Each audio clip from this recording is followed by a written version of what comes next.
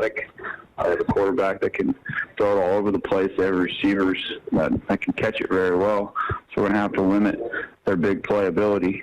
They're very big in the trenches, so we'll have to get bodies on them and be able to move around a little bit. And I think their defense tackles extremely well. They're a very well-coached football team. A couple of good ones in Region 13. Features 7-3 Youngstown Ursuline hosting 8-3 Salem. Meanwhile, the top seed West Branch still perfect on the season. Tonight they host 8-3 Poland. West Branch coach Ken Harris says getting to 12-0 though won't be easy. It's going to be the first time that we've played them in quite a while in a regular season, although we did scrimmage them a couple of years ago. They're big, they're strong, they're fast, and they're seasoned well with a tough schedule. So we'll have to play our best Friday night, and we might have a chance. Region 14, the 3-seed Van Wert at 10-1. They play host to 7-3 Wauseon. Van Wert coach Keith Recker says limiting big plays will be key. They're going to be as athletic or more athletic with their wide receiver and defensive backs than we've seen so far this season. So to win the big play battle is big for us, create more big plays than we give up. Interesting matchup in Region 15. The 2-seed St. Clairsville at 10-1 will host 7-3 Carrollton. This a rematch from Week 1 won by St. Clairsville. Coach Brett McLean. Both our teams have developed quite a bit since Week 1. Full expecting a great matchup. They're Ulstrom kids or running backs. I think over 2,000 yards now. So just a tremendous running back and offense. A couple of interesting ones in Region 16. The 4-5 game has Waverly playing at Clinton Massey. Both teams are 9-1. Meanwhile, the 6-seed Bethel Tate will play at 3rd-seeded Cincinnati McNicholas. And we'll be back to wrap up this week's edition of the Ohio Education Association Tonight in High School Football next on the Ohio News Network. How do your feet feel before, during, and after a workout? Does heel pain make you hobble just getting out of bed in the morning? If heel pain is affecting your ability to exercise and meet your walking or running goals, relief is as close as your local podiatrist. Podiatric physicians are highly trained doctors who specialize in medical and surgical treatment of the foot and ankle. If heel pain or other foot problems are limiting you, finding a podiatric physician is a great place to start. Ohio foot and ankle podiatric physicians are available across the state and are devoted to providing the highest quality foot and ankle care. Ask if your podiatrist is a member of the Ohio Foot and Ankle Medical Association so you know you are being treated by the very best. The Ohio Foot and Ankle Medical Association is supported by over 600 doctors of podiatric medicine in Ohio and has served the profession and the public for over 100 years. To find a member of the Ohio Foot and Ankle Medical Association near you, visit associationsadvanceohio.com.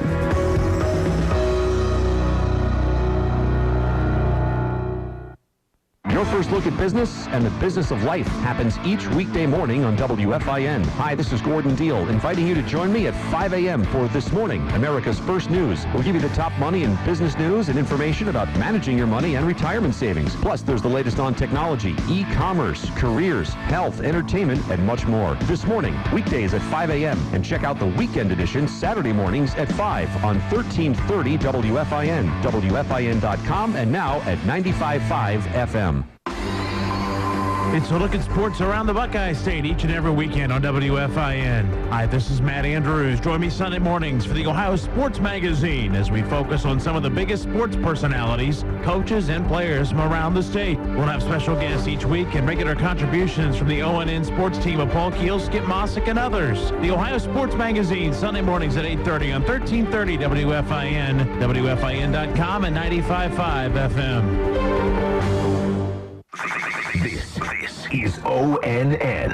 And that will put a wrap on another season of Tonight in High School Football. As always, wherever your team's in action, hopefully they're going to come out on top. For Brian Mays, I'm Skip Mossick. Enjoy your game broadcast. This is the Ohio News Network. This has been the Ohio Education Association Tonight in High School Football. Presented by Bex Hybrids and by Ohio for Responsible Gambling from the Ohio News Network. 1330 WFIN Findlay. And now at 95.5 FM. The following is a special sports presentation of 1330 WFIN and now at 95.5 FM.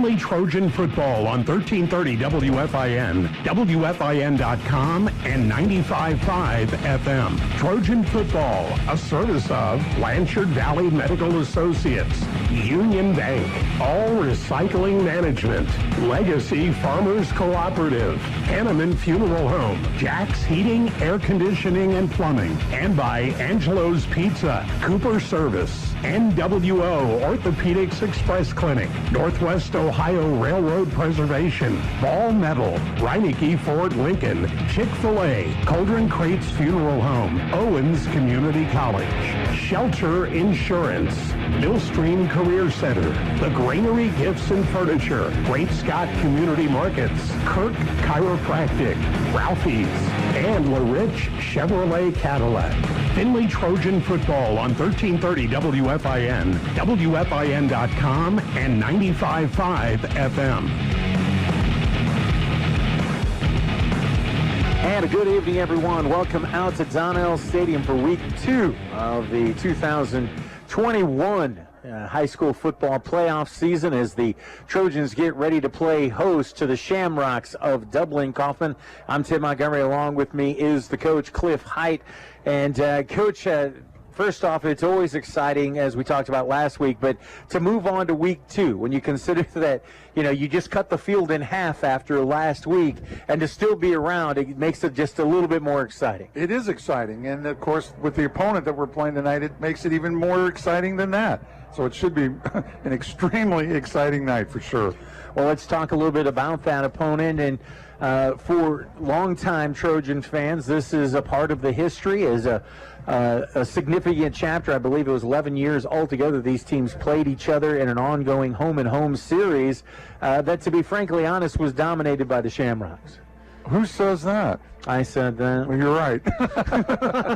I remember when Bob Montgomery interviewed me on the field, and I think I shared this last week.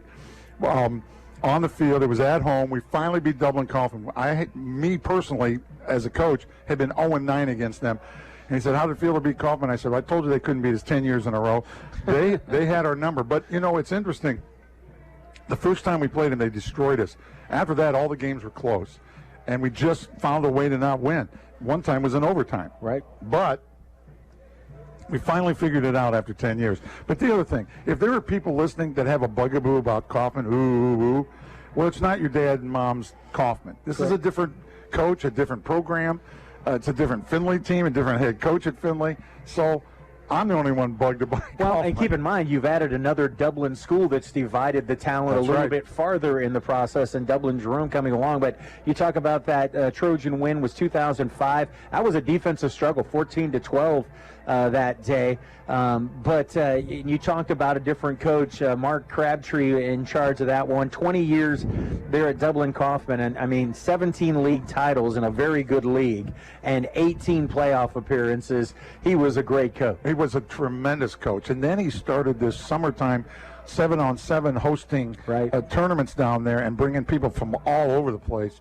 And after I left coaching, I know Coach Richler and his staff went down there for a couple of times at least and really enjoyed it down there. And he promotes the game. And he had a lot of kids go to the next level. Certainly did. Some names that'd be really familiar: Mike Adams, Jake Stonebrunner, Brady Quinn, the Ndukwe brothers, and several. And those guys all went on to play, obviously, at the next level, even past that. But as you point out, Coach, those days are gone. Jaron Stokes was hired last spring to be the new mentor of this program, and all he did at Minster in his 7 years was go 71-31, had 2 state titles as well in 2014 and 2017. They didn't exactly go backwards as far as quality coaching. Well, and somebody said to me, I heard this coach, is kind of set in his ways on offense and defense. And I said, yeah, and he wears 2 rings, too. Yeah. So let's just make sure we understand that. He knows what he's doing for sure. Talk about this team, and on the offensive side, the guy who makes it all go for them is their quarterback, 6'3", 210-pound senior, and he looks bigger than that. He is responsible either passing or running for 27 of the team's 38 touchdowns. He has 11 through the air, and he has 16 of them on the ground. He is their leading passer and their leading rusher, and I think if he could figure it out, he might be their leading receiver, too. I watched film on them this week. I finally got film on an opponent. And I watched him, and he has a very interesting running style, and it varies. Sometimes if it's short yardage, he'll sit back there and wait until he can find a spot to go, kind of like Le'Veon Bell used to with the Steelers. And then sometimes he'll just go like crazy. But he's a good faker. And the other thing is, because he's such a weapon, you have to worry about handing off to those running backs. They're not bad. They're averaging like 5 yards a carry. They're not bad. They can do things. And so you got to watch for them as well.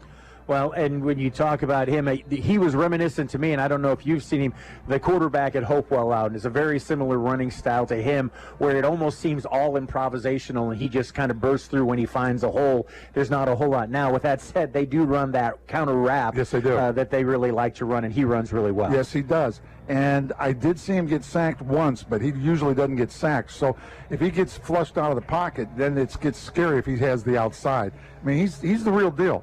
But it's like you have said to me many times, if you've got to stop just one person, you should be able to focus on that one person and really go after him and then say, you got to beat us different ways. On the other side of the ball, defense has been a bit of a struggle, but this is a very young team. We mentioned the quarterback's a senior, but so much of the rest of this team is juniors and sophomores that make up this starting lineup, and it really shows up on the defensive side of the ball.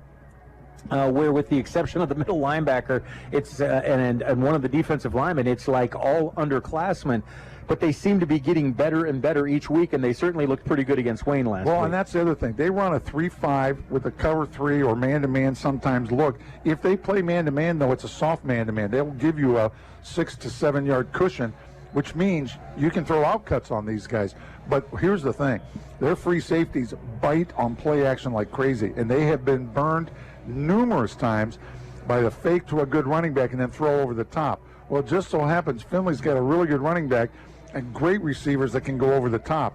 And so if you set them up properly, you can really burn them. And it's happened many times during their season. And then the third component of the game, and I know it's one of your favorite components of the game, is special teams. It's something that Findlay has been improving throughout the season, but special teams has been a little bit of a challenge for this Shamrocks team. I think they've given up 6 touchdowns on kickoff. 6 touchdowns on kickoff returns. And if they kick deep to our 2 guys back there, it'll be at least 7. I mean, it could be. Yeah, and so I'm thinking we're going to see the tricky kicky game tonight, because they did do that a little bit too against Jerome when they played Jerome. And so possibly, because Jerome, when they played Jerome, we turned the opening kickoff for a touchdown against them. So they quit kicking it deep, and rightfully so. And I don't think they'll kick it deep to our guys. You're listening to the Colden Crates Funeral pregame show here on 1330 WFIN. Tim Montgomery, Cliff Height, as we get ready for the Trojans and the Shamrocks. We're going to take our first break. When we come back, we're going to hear from Trojan head coach Stephen Adams. You're listening to Trojan Football on WFIN. It's that time of the year again. Who has time to cook between practices and games? Let Angelo's Pizza and Carry take care of that for you. Angelo's Pizza and Carry has been in business now 46 years and is still known for the best pizza in town. Home of the family combo. Angelo's Pizza also has the best stuffed crust pizza and offers a variety of specialty pizzas, subs, fried foods, and salads. Stop in after the game or have Angelo's Pizza deliver. They deliver within a 12-mile radius. Check them out on Facebook or call Angelo's Pizza today. It's easy to recycle scrap metal when you take it to ARM. All Recycling Management. It's good for the environment, and ARM pays you the area's best prices for your scrap. Not sure what metals you can recycle? Just ask ARM's friendly staff. They're always ready to answer your questions, and they're committed to make it easy for you to recycle scrap metal. All Recycling Management, serving residential, commercial, and industrial customers all around Findlay, Hancock County, and Northwest Ohio. Allen Township Road 107. Learn and work in the community you love, right here in Findlay at Owens Community College. Start to finish for in-demand jobs. Save money on a bachelor's with our transfer programs. Your affordable higher education awaits. Apply today at owens.edu/Findlay. What's your favorite high school sports memory? A late inning rally? A game-winning shot? A photo finish? Maybe it's a pep rally or a pregame ritual. Maybe it's the euphoria of a late-night bus ride home after a hard-fought win. Maybe it's having pizza with teammates after the game. Now, imagine if it never happened at all. School sports need your help. With budgets getting tighter, it's more than the games that are on the line. It's all the traditions, the community pride, the culture of your hometown high school, plus all those memories that are on the line, too. What can you do? It's simple. Buy a ticket when you can. Go to a game. Take the whole family. Let's do everything we can to keep those cherished school sports memories alive. This message presented by the Ohio High School Athletic Association and the Ohio Interscholastic Athletic Administrators Association. Along with WFIN and 95.5 FM. I'm Cliff Height, and this is the home of the Trojans, 1330 WFIN, WFIN.com, and 95.5 FM. Welcome back to Golden Crate's Funeral Pregame Show. Time to talk with the head coach of the Trojans, Stephen Adams. And Coach, first off, congratulations on your first playoff win as the head coach of the Trojans. It was probably a little more dramatic than my cardiologist would approve of, but the most important thing is you win and you advance. Yeah, absolutely. I mean, what a great game, great high school football game. Really was. A lot of twists, a lot of turns, a lot of highs, some lows, and through it all, that's what makes playoff football essentially, right? You know, it's not going to be as maybe easy as sometimes you may want it to be, you know, as a kid may say or feel. But it had everything you wanted as far as battle tested and going out and making sure you take care of business. I want to talk about the defense first. The word of the day was adjustment, at least the way I looked at it. Vikings' first drive of the game was a little uncomfortable for Trojan fans. But the coaching staff and players made a bunch of small adjustments from there on throughout the rest of the game. And you create some stops, you block an extra point, you stop a two-point conversion, block a field goal, a little bit of everything by that defense. And when you consider how this game ended, every one of those was huge. Yeah, I mean, I think, you know, with a team like that, once again, an unfamiliar team, as much as you may want to prepare for the wing T offense and certain unique offenses now, so more than anything else, you don't feel that the way you'd want to in a practice. You don't get to really feel the fit, and you know, parts of it you hope guys can come out ready to go, ready to be locked and loaded. But to their credit, they came out and they went a little tempo on us, right? So I mean, that's typically what you get when you don't play a team that you don't know. You get some things that maybe you haven't seen before, and once again, our kids settled in though. I think we weren't surprised at what we saw. We saw what we saw, and we adjusted to it, and then I thought we did a really good job as time went on. Continuing to talk about the defense, Sam Wyrow continues to lead this defense, and we could probably do a whole 20 minutes just on Sam. Absolutely. But a couple other guys I thought with big performances last week, Cam Stagnolia and Connor Harp, who have been elevating their game throughout this season, and just every week look more comfortable and more effective. Yeah, I think, you know, the more games you play, the experience you get, it's invaluable, right? So for some of our guys, these are guys that are playing JV games last year.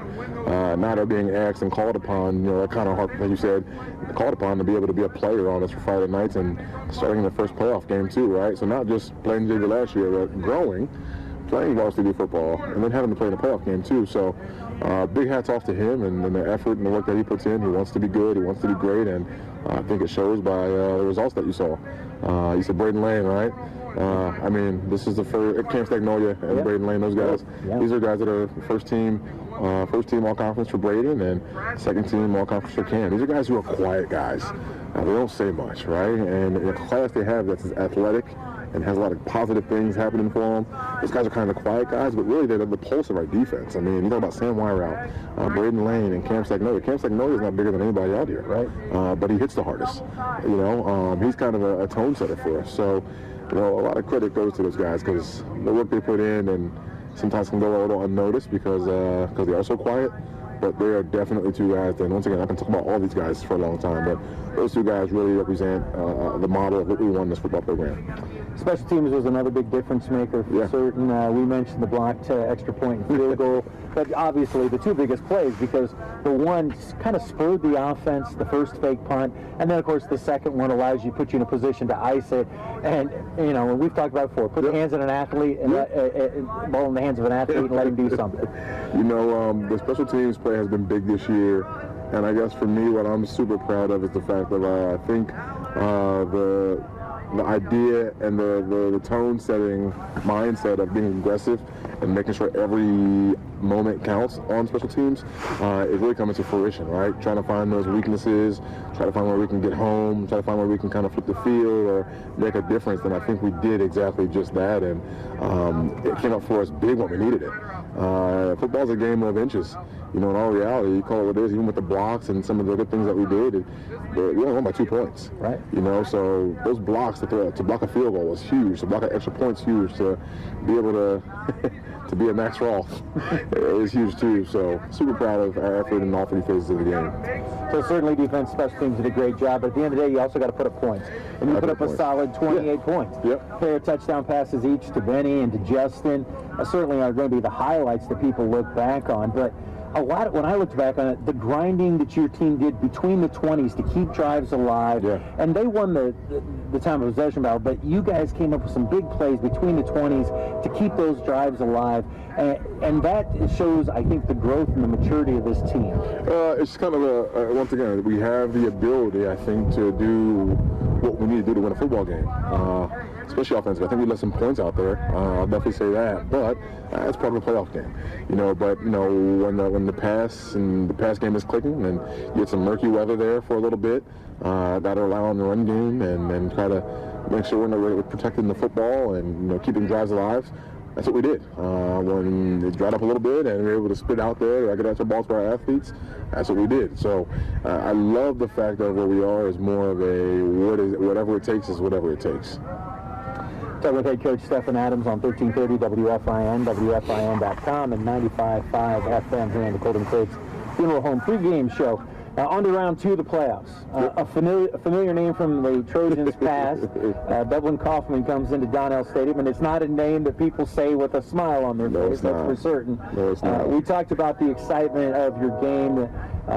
The number 14 and ranked Shamrocks, or seeded Shamrocks, they had drama to a whole nother level to come away with their win. What I know about Coach thus far is those kids fight, and they fought to the very end, and records didn't matter. We're in the playoffs, have an opportunity to advance, and they didn't care about records. They went out and played extremely hard and put themselves in a position to win a game. And talk about drama, a Hail Mary, and they were able to pull it off. So we're playing a tough team. We're excited for the opportunity and excited for our fans to show up, because I think I've gotten more text messages and calls and information lately about the Shamrocks than I ever have.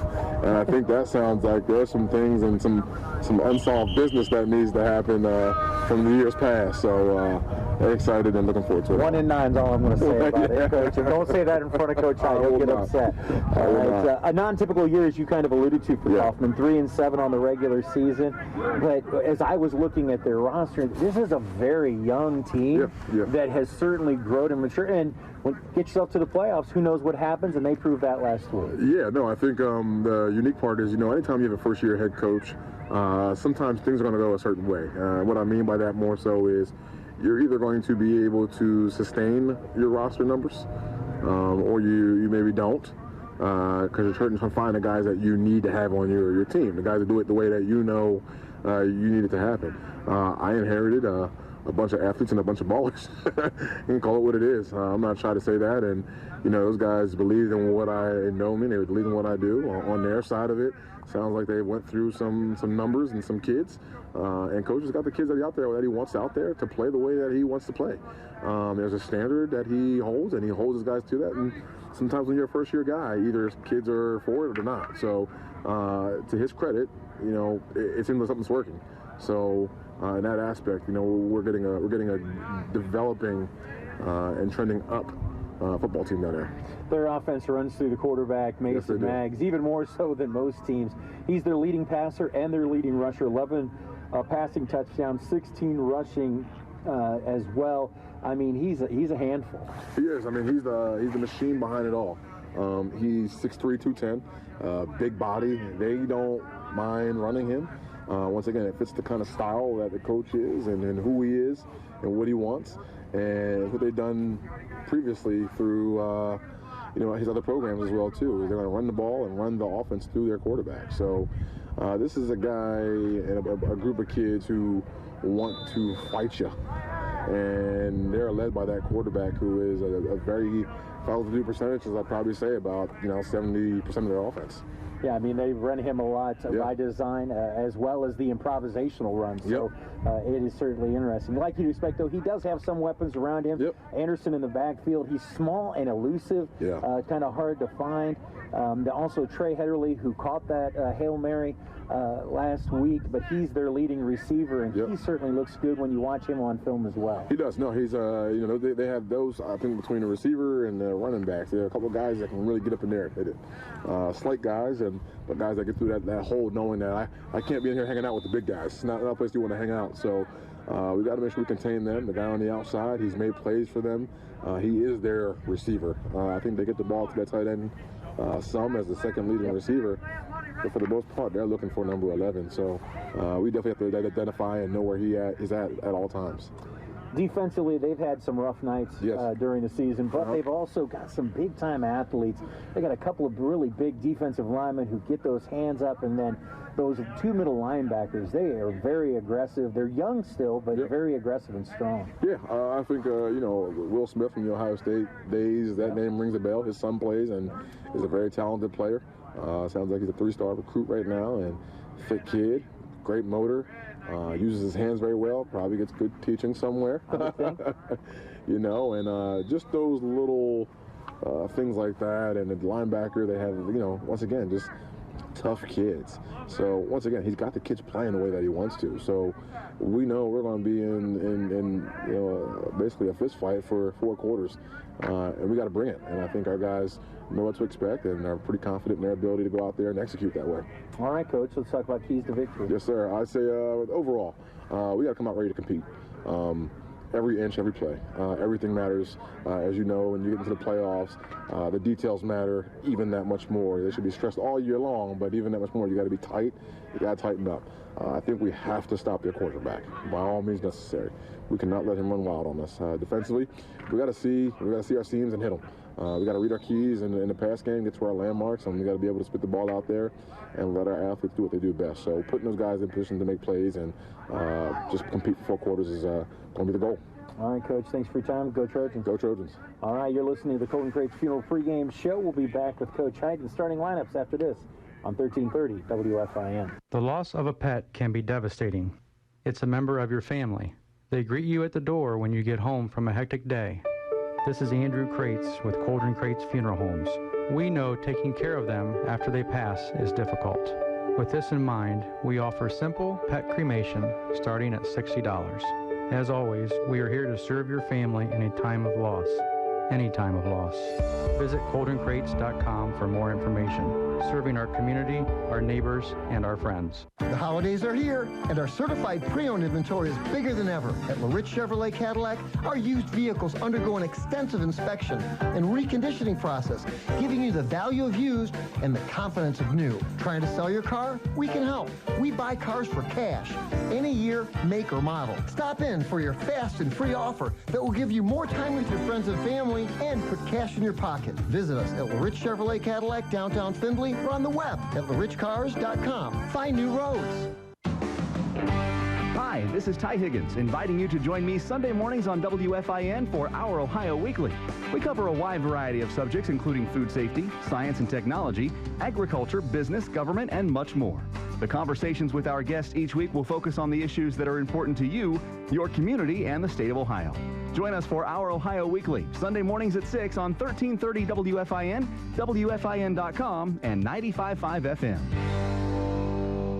Want to stay up to date with what's going on with your favorite high school team? Get real-time score updates throughout the high school sports season with the WFIN scoreboard. It's as simple as bookmarking the WFIN scoreboard page or add it to your mobile homepage for the area's real-time high school scoreboard. Make it easy to follow your team throughout the season from your computer, smartphone, or tablet. Bookmark the WFIN scoreboard page presented by Owens Community College at WFIN.com. WFIN, home of the Findlay Trojans. Welcome back out to Donnell Stadium and the Findlay Trojan Marching Band under the direction of Mr. Dan Wilson out on the field right now.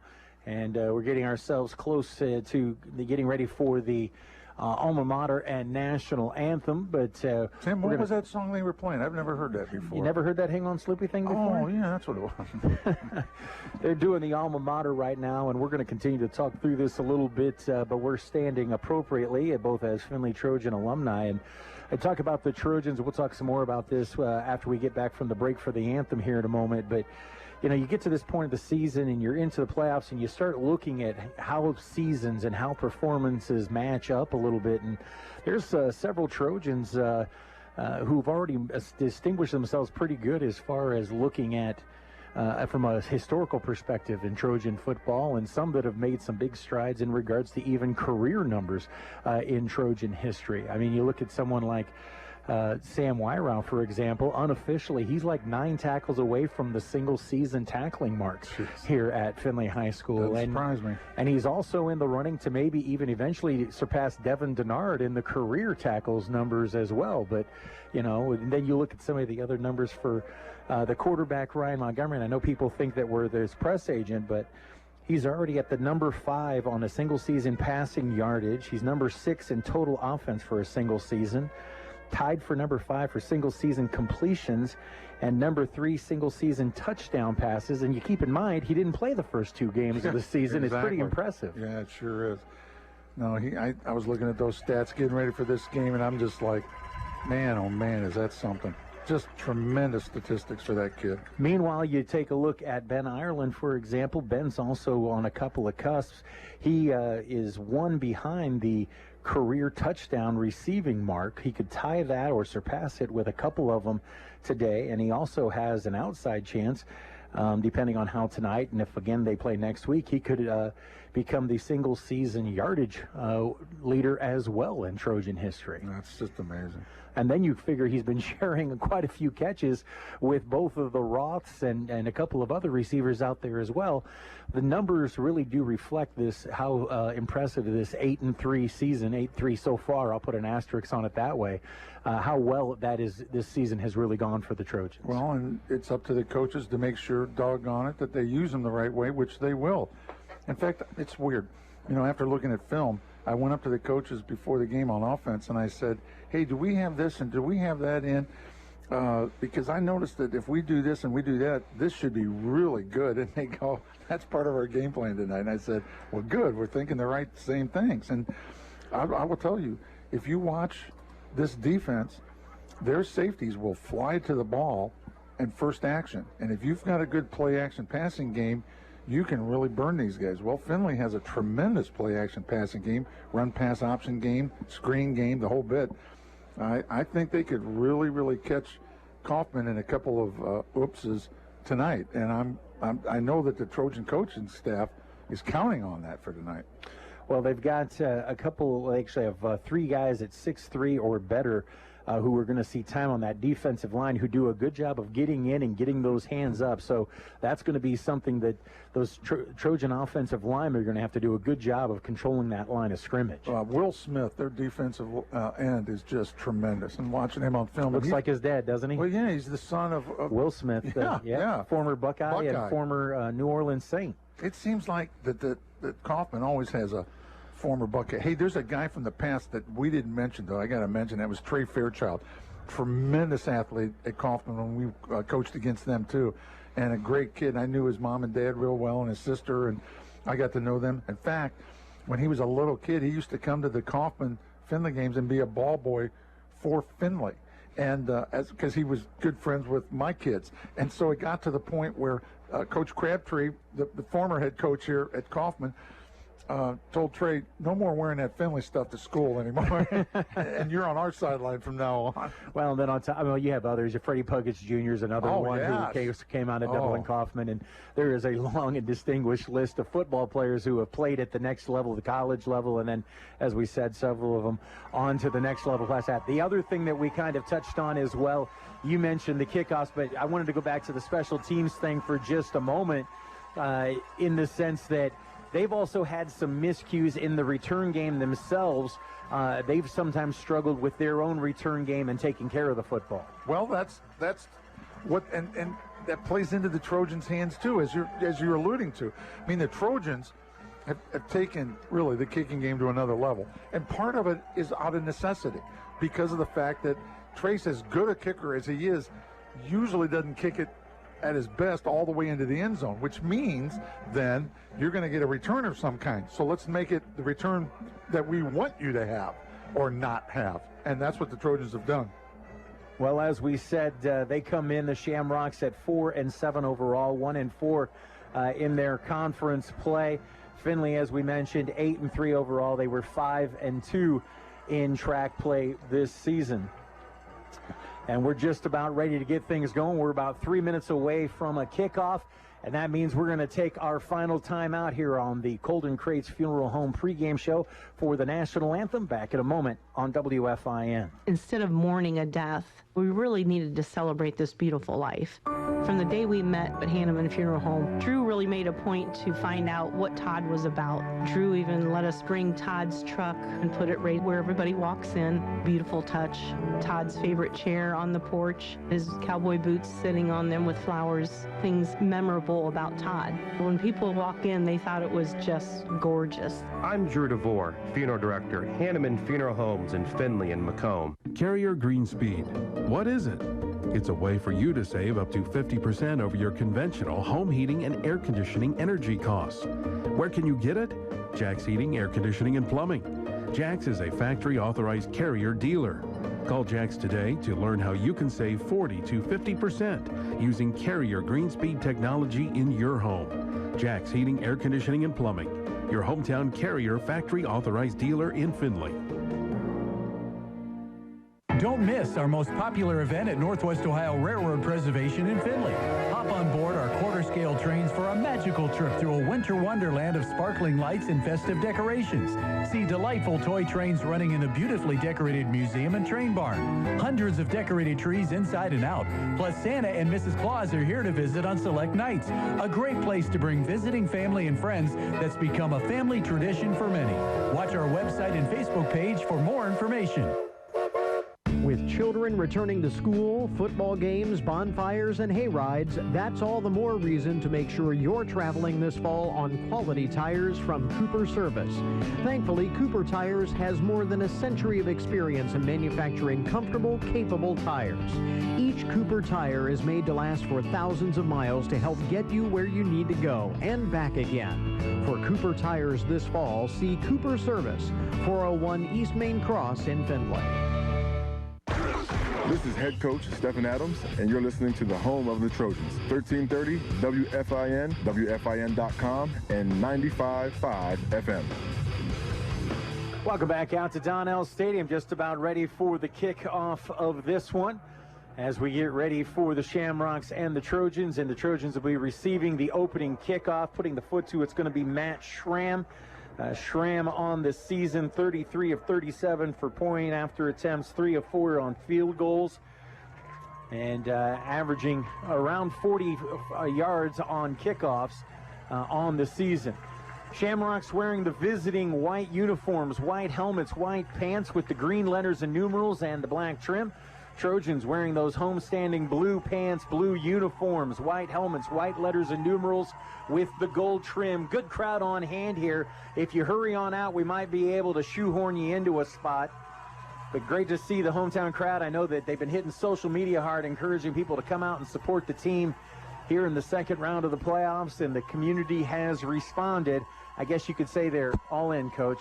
I like that. You know, if he's averaging 40 yards per kickoff, that means they have popped up some at short kicks as well. So we'll see here. It's going to go Squibber right up the middle, little tricky kicky. Fielded around the 12. Looking to come to the near side and covered up well that time by the Shamrocks. Gets it across the 20 and out to the 22.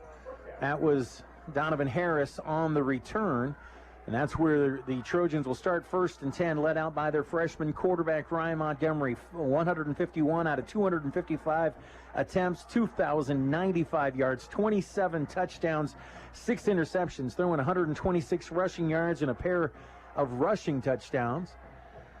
And then we'll hit some more of these starters as we get going here. He's going to open up with Isaac James to his left. 2 receivers to the top, 2 to the near side. Bring the inside receiver in motion.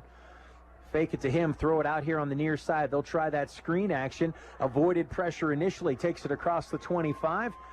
And we'll see where they say he stepped out of bounds. Looks like it's going to be around the 27, 28-yard line. Call it the 28. So pickup of 6, call it 2nd and 4 coming up. 3 to the left, 1 to the right. Put James to the right this time. Go ahead and give it to Isaac. He looks for a seam, pushes it across the 30 and out to the 31. Going to be a yard shy of the first down, setting up 2nd and 1. Talk about some of that other personnel. Isaac James in the backfield, 138 carries for 831 yards, 7 touchdowns. The wideouts, Ben Ireland, we talked about him, 59 receptions, 854 yards, 11 touchdowns. Trips to the near side, single up top, showing pressure on the near side end of the Shamrocks. Findlay's going to audibilize off. How is that not offsides, though? The defensive end jumped, and I think he went into the neutral zone, and nobody called anything. Yeah. Playoffs. The only thing I can figure is they say he didn't get all the way into the neutral zone. He couldn't have. Quick little throw, complete, out to Ben Ireland, and he has a first down and extra yardage out shy of the 45-yard line. We mentioned the rest of those receivers. Justin Roth on the other side, the 6-foot, 162-pound senior. His cousin Max, number 6, they also 6-footer, 160 pounds. He's got 7 touchdown seasons. Trace Robinson, the last of the 4, 12 catches for 108 yards and a touchdown. Twin receivers to each side. And again, the Shamrocks are dancing right along that defensive line of scrimmage. They like to feather like they're going to blitz, but usually if they feather like they're going to, then they don't. They'll bring the middle linebacker. Montgomery rolls away from pressure, throws late, and ends up throwing it away. Might have been also deflected as well in the process. 2nd down and 10 after the incompletion. You know, I said that one of the linebackers feathered like he was going to blitz and didn't, but then the other one did. There was a little bit of heat pressure on Ryan that time. I was going to say a little heat on him. Yeah, a little gamesmanship going on. Findlay runs trip receivers to the right, double receivers to the top, empty backfield. Roll out near side, complete out here on the near side to Max. Max then cuts it back inside. It's going to be close to first down yardage as he takes it across the midfield stripe and near the Shamrock 48. And they say it's enough for the first down. 10-yard pickup for the Trojans. Opening drive of the game here. Tim Montgomery, Cliff Height with you here on 1330 WFIN. 4 receivers to the left, 1 to the right. Again, the empty backfield. Rolls to the 4 receiver side, now brings it back to the other. Looking's going to tuck it and is going to get something out of it and scamper out of bounds. Nice heads-up play by the freshman quarterback. Takes it to the 42 of the Shamrocks. Pickup of 6. 2nd and 4 coming up. Staying with the tempo. 3 to the left, bring Isaac James back in, put him to the right of Montgomery. Single receiver on the near side is Max. Handoff goes to Isaac. He breaks the seam, bounces it to the outside, inside the 30 with a stiff arm, inside the 25, and brought down near the 23. Another moving of the sticks, another Hanneman Funeral Home first down for the Trojans, who are taking it right down the field here on this opening drive with a nice balance of run and pass. 3 to the left, 1 to the right. High snap, gets it down to James again. He'll turn it up, take it inside the 20 to about the 18. Pickup of 4, 2nd and 6 coming up. So far, the Coffman Shamrocks have not altered their defensive look, with a little bit of a feathering by linebackers when there's motion, but that's not much. And so they're in their 3-man front with 5 linebackers, and the rest are DBs. Bring in Tice to replace James as the back in the backfield. Findlay shows 3 to the left, 1 to the right, audible, and they'll check off. Keep the same formation. And the give to Tice, and he's going to be pulled down for a loss. Going to lose one. They cut down nicely that time. Got that big defensive lineman, Kyle Buckley, the defensive end, came cutting down, took his legs out, and then had some help from his friends. 3rd and 7 now for Findlay. Rest of those starters at offensive line, Heimball, Montgomery, Benjamin, Searles, and Crutcher from left to right. Split the receivers, go 3 left, 2 to the right.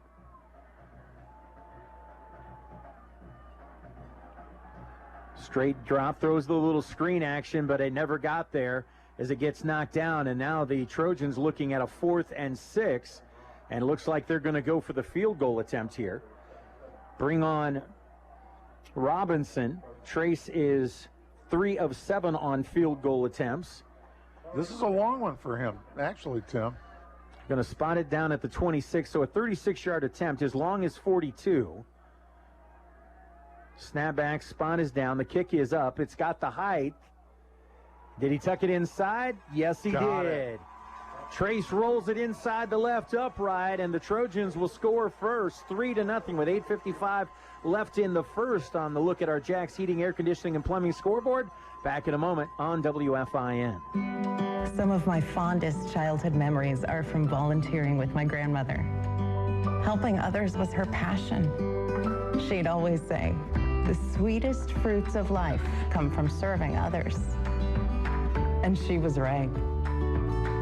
At Shelter Insurance, we strive to make a positive impact in the communities where we work and live. For auto, home, life, or business insurance, see Shelter Agent Brian Courtney in downtown Findlay, 567-250-8162. The Findlay Trojans, WFIN and 95.5 FM. Welcome back out to Donnell Stadium. Trojans draw first blood 3-0 after the field goal by Trace Robinson. Now they'll prepare to kick it away to the Shamrocks, who have 2 men back tucked inside their 10-yard line.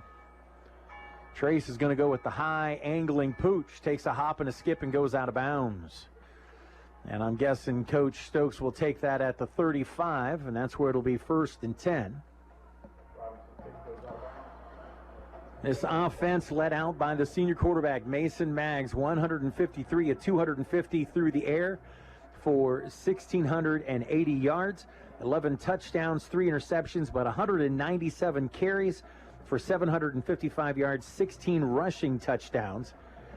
And he is a unique combination of design pass and design and improv runs. That's the thing. When he throws, he's good. He's accurate. So I've got to give this kid a lot of credit. I'm really impressed with him on film.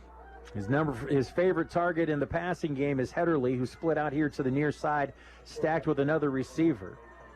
Back to his right. We'll see who they started off with. He's going to give it up the middle.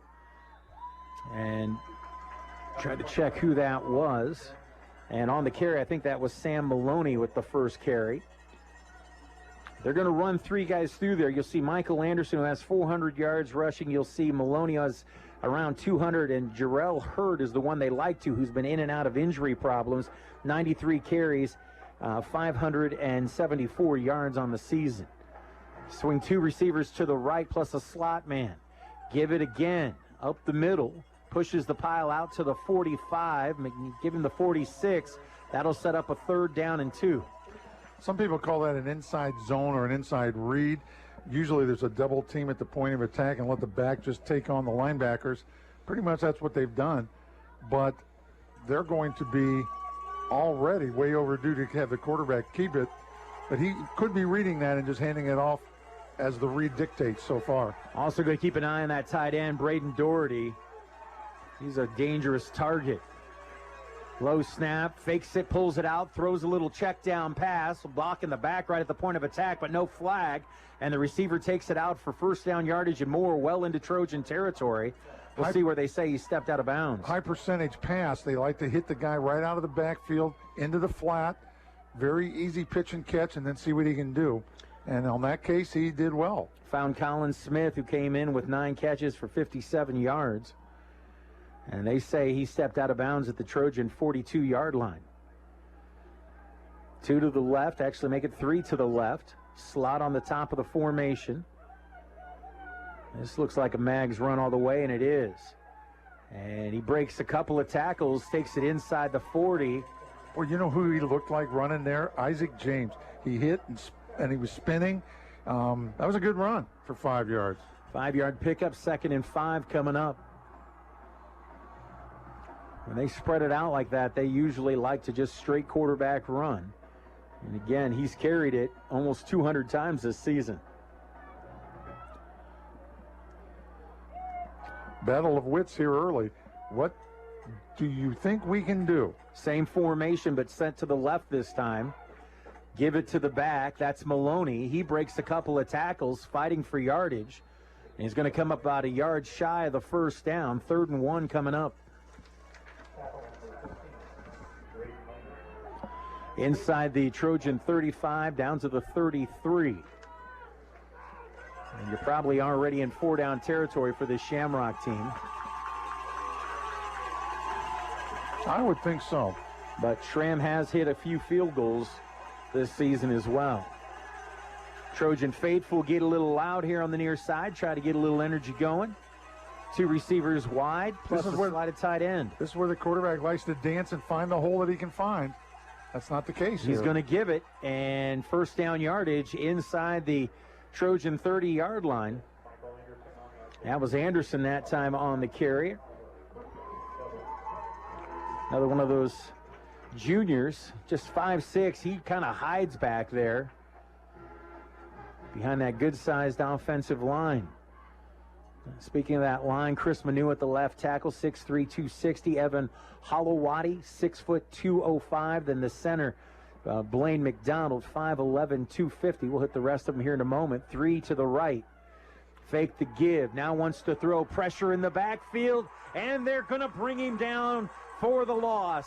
Nice job of slicing in by the Trojans, Connor Harp. Nice to see Connor back doing that kind of stuff. Great job. Big loss all the way back to the 37, almost the 38-yard line. That's your sack that you love to talk about. I do. It's one of those Great Scott sacks for a sacks. Thanks to the folks at Great Scott Community Markets. They donate a sack of groceries for every Trojan sack on the field. Again, 3 to the left, back to the right of Maggs. He fakes it and he keeps it, and he'll be brought down, and it's Big Luke Montgomery this time who gets in there and brings him. And Luke likes that. He's chirping a little bit. Man, that was a big hit, too. And that's another sack for a sack, as it's a loss of another 3 or 4 yards, and now sets up a 3rd down and 23. We talked about the rest of that line. Josh Belay on the other side, 6 foot, 240-pounders, and Ali Al-Dulami, a 6 foot, 230-pound senior on that right tackle. They'll go 2 receivers and a slot man on the left, single receiver wide out to the right. In the backfield by himself is Maggs. Looks, steps in, throws, tipped. And a nice job by Sammy Wyrau to get his hand up and knock that one away.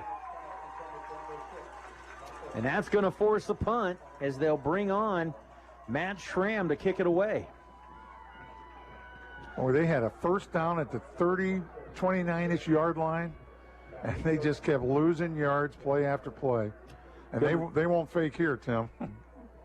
Good response by the Trojan defense after giving up some quick yardage there. Came back with a couple of sacks by Harp and by Montgomery. High snap, Schramm controls it and gets off a knuckler. It takes a hop, a skip, and a roll to the favor of the Shamrocks. Will be down around the 11-yard line. That looked horrible off of his foot, but it worked out pretty good. It really did. Take this opportunity to recognize the employees of Ball Metal. Wish all the area teams and students great success this season. Ball Metal would like to remind everyone to, as always, please recycle. Good luck from Ball Metal. And again, thanks to Great Scott Community Markets for each quarterback sack recorded by the Trojans. They donate a sack of groceries to Chopin Hall. Already 2 of them on the night. And a baby. Findlay leads it on that Jack's Heating, Air Conditioning, and Plumbing scoreboard. 3-0. Handoff. James coming to the near side. Finds a seam. Bounces it outside. He's off to the races. He's at midfield. He's at the 40, the 30, the 20, 10, 5. Touchdown, Trojans. An 88-yard touchdown run by Isaac James. And the Trojans extend the lead out to 9-0. With an extra point try coming. Isaac has just gotten progressively better on that exact play, finding that seam just the right spot to cut it back in. And for those scoring at home, that was one play, 88 yards. and the time of possession was 11 seconds. There you go. The extra point is up. The extra point is good. And a look at the Jack's Heating, Air Conditioning, and Plumbing scoreboard with 3:33 left in the first. Findlay 10, the Shamrocks 0. Back in a moment on WFIN. Get to Ralphie's in Findlay for all new juicy chicken thighs in your favorite sauce. Ralphie's also has the best spaghetti and jumbo meatballs in town. You gotta try them. Order and pay for your carryout at ralphies.com, and they'll have it hot and fresh when you pick it up. And don't forget beer buckets every day, all day for only $12. Plus free Wi-Fi and more. Ralphie's, 730 West Trenton Avenue, Findlay. Bring yourself to Ralphie's. Yes, that's good. WFIN, home of the Findlay Trojans. Welcome back out to Donnell Stadium, where the Trojans, after an 88-yard touchdown run by Isaac James, have extended the lead out to 10-0 and prepare to kick it away to the Shamrocks. You might remember the last kickoff, Trace tried doing the high, short, angling kick, and it skipped out of bounds on him. I don't think that bothers them that much. You know, you get a team to start on the 35. I mean, unless you're kicking it off into the end zone, that's about where most teams probably average starting a drive anyway. There's essentially no wind out there. The flag is moving not at all. Trace goes for the exact same look. Hop, skip, fielded, and brought down almost immediately. A hit put on as well by Stagnolia, who was on coverage. And they'll start right at the, 36, 37-yard line is where it appears this will almost start. That's what it looks like. First and 10 for the Shamrocks, who, again, between the 30s, moved the ball effectively and aggressively. But then that Trojan defense stood it up, got a couple of stops. Well, it was a sack, a tackle for loss, a tip, 3 plays in a row, just completely stopped the drive. They go back to that tighter formation, but they'll string 2 receivers to the right. Low snap, picked up, hands it off. And finds a little running room off the right side, does Michael Anderson. He takes it to the 39.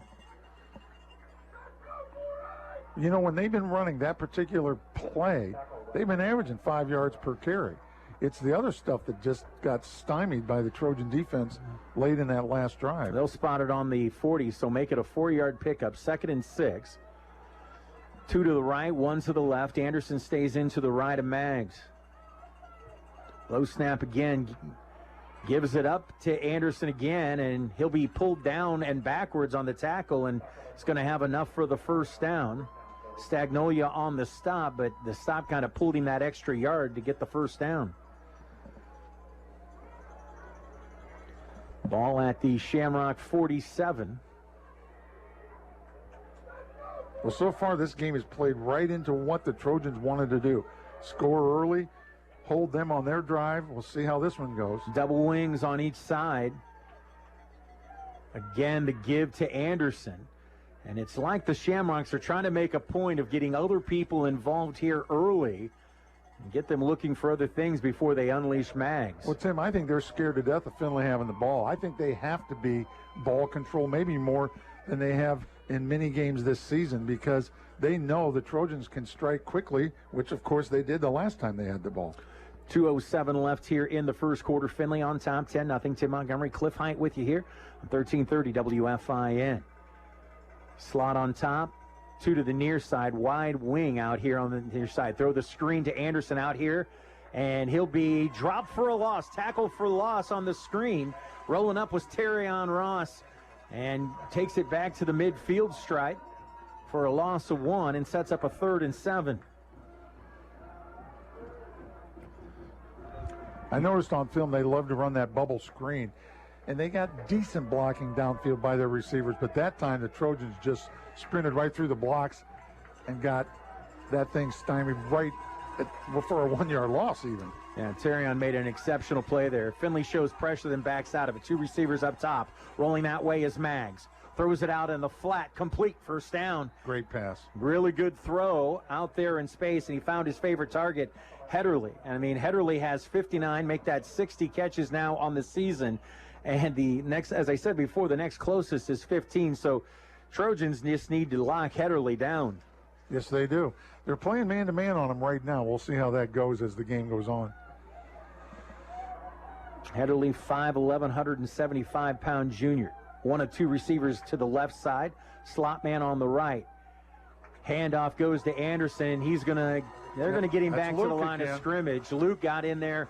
I was getting ready to say tackle for loss, but I thought maybe he got him a yard deep, but the official gave him back the line of scrimmage. 2nd and 10 coming up, but still a nice play in space by Luke. I wonder if Findlay is going to force Coffman into having to throw more than they game plan for tonight. And I think that could be the case tonight, Tim. We'll see, because they still want to run the ball. But the play that they've run the best has been just that straight handoff to Anderson right up the middle. Two receivers strung to the left, tight end on the far end of the line. Back to the right. They'll give it to him again. That's Anderson. Oh, avoided a man in the backfield. He got away from Luke in the backfield. Luke looked like he had him lined up for about a 2-yard loss, but he reversed himself and turned it into a 2-yard gain to the Trojan 36-yard line. And when we come back, it'll be 3rd down and 8. A look at our first quarter scoreboard, our Jack's Heating, Air Conditioning, and Plumbing scoreboard. Findlay 10, Dublin Coffman 0. Back in a moment on WFIN. Life comes at you fast. Everybody is busy. This is where Great Scott Community Markets can help. Try their Meals Made Easy. Ready-made meals for your family made fresh, in-store daily at Great Scott Community Markets in North Baltimore and both Findlay locations. And don't forget to try their mobile markets. Order online at communitymarkets.com and pick up curbside. Great Scott Community Markets in North Baltimore and both Findlay locations, helping you navigate your busy life. This is Cliff Height. The Trojans play here, 1330 WFIN, WFIN.com, and 95.5 FM. Go to WFIN.com. Check out all the area scores in real time on our high school scoreboard presented by Owens Community College. Coming up here shortly, we'll take a look at that scoreboard, get you an update on some of the area scores, or at least the ones from around this area. But Perrysburg Yellow Jackets, just taking a quick glance, have run into a bit of a buzzsaw in the form of the Marysville Monarchs. 21-0 in the second quarter. Marysville on top in that one. But we'll take a look at some of the other scores a little bit later on. Right now, big 3rd down and 8 for Coffman from the Trojan 36-yard line. Two receivers to the left, stack of tight ends on the right. They're going to give it to Anderson again. And Anderson's going to push, and the pile will scrum up. He's going to pick up 2, maybe 3. But they're going to be looking at a 4th down and 5 here. Well, the reason they ran the ball there, Tim, I believe, is because they were for sure saying we're in 4-down territory. Unless they took a loss, I think you're exactly right. Right. And they didn't. So 4th and 5, they think they can pick this up. But I would not take it out of the hands of the quarterback. Would not take it out of the hands of the quarterback. String 3 receivers to the left side. Stack the tight ends on the right. Straight drop by Maggs, throws the screen out and the flat, finds Maloney. Maloney avoids one, but he won't avoid the rest. Brought down just shy of the 1st down, and that'll turn it over on downs. Donovan Harris there to finish it off. Nice job by the Trojans, keeping everything in front of them. The only thing the quarterback could do was throw the swing pass, and then the Trojans ran up on it and made the stop. So the Trojans will take over on offense at their own 30-yard line. Take a look at some of the other scores. Toledo Whitmer up 7-3 on the Centerville Elks. Scoreless between Jerome and Springfield. And, of course, our score 10-0 in favor of Findlay. Everything else is going to play tomorrow from the area. Findlay opens up with 3 receivers to the left, 1 to the right. Fake the handoff. Throw it out here on the near side to Benny.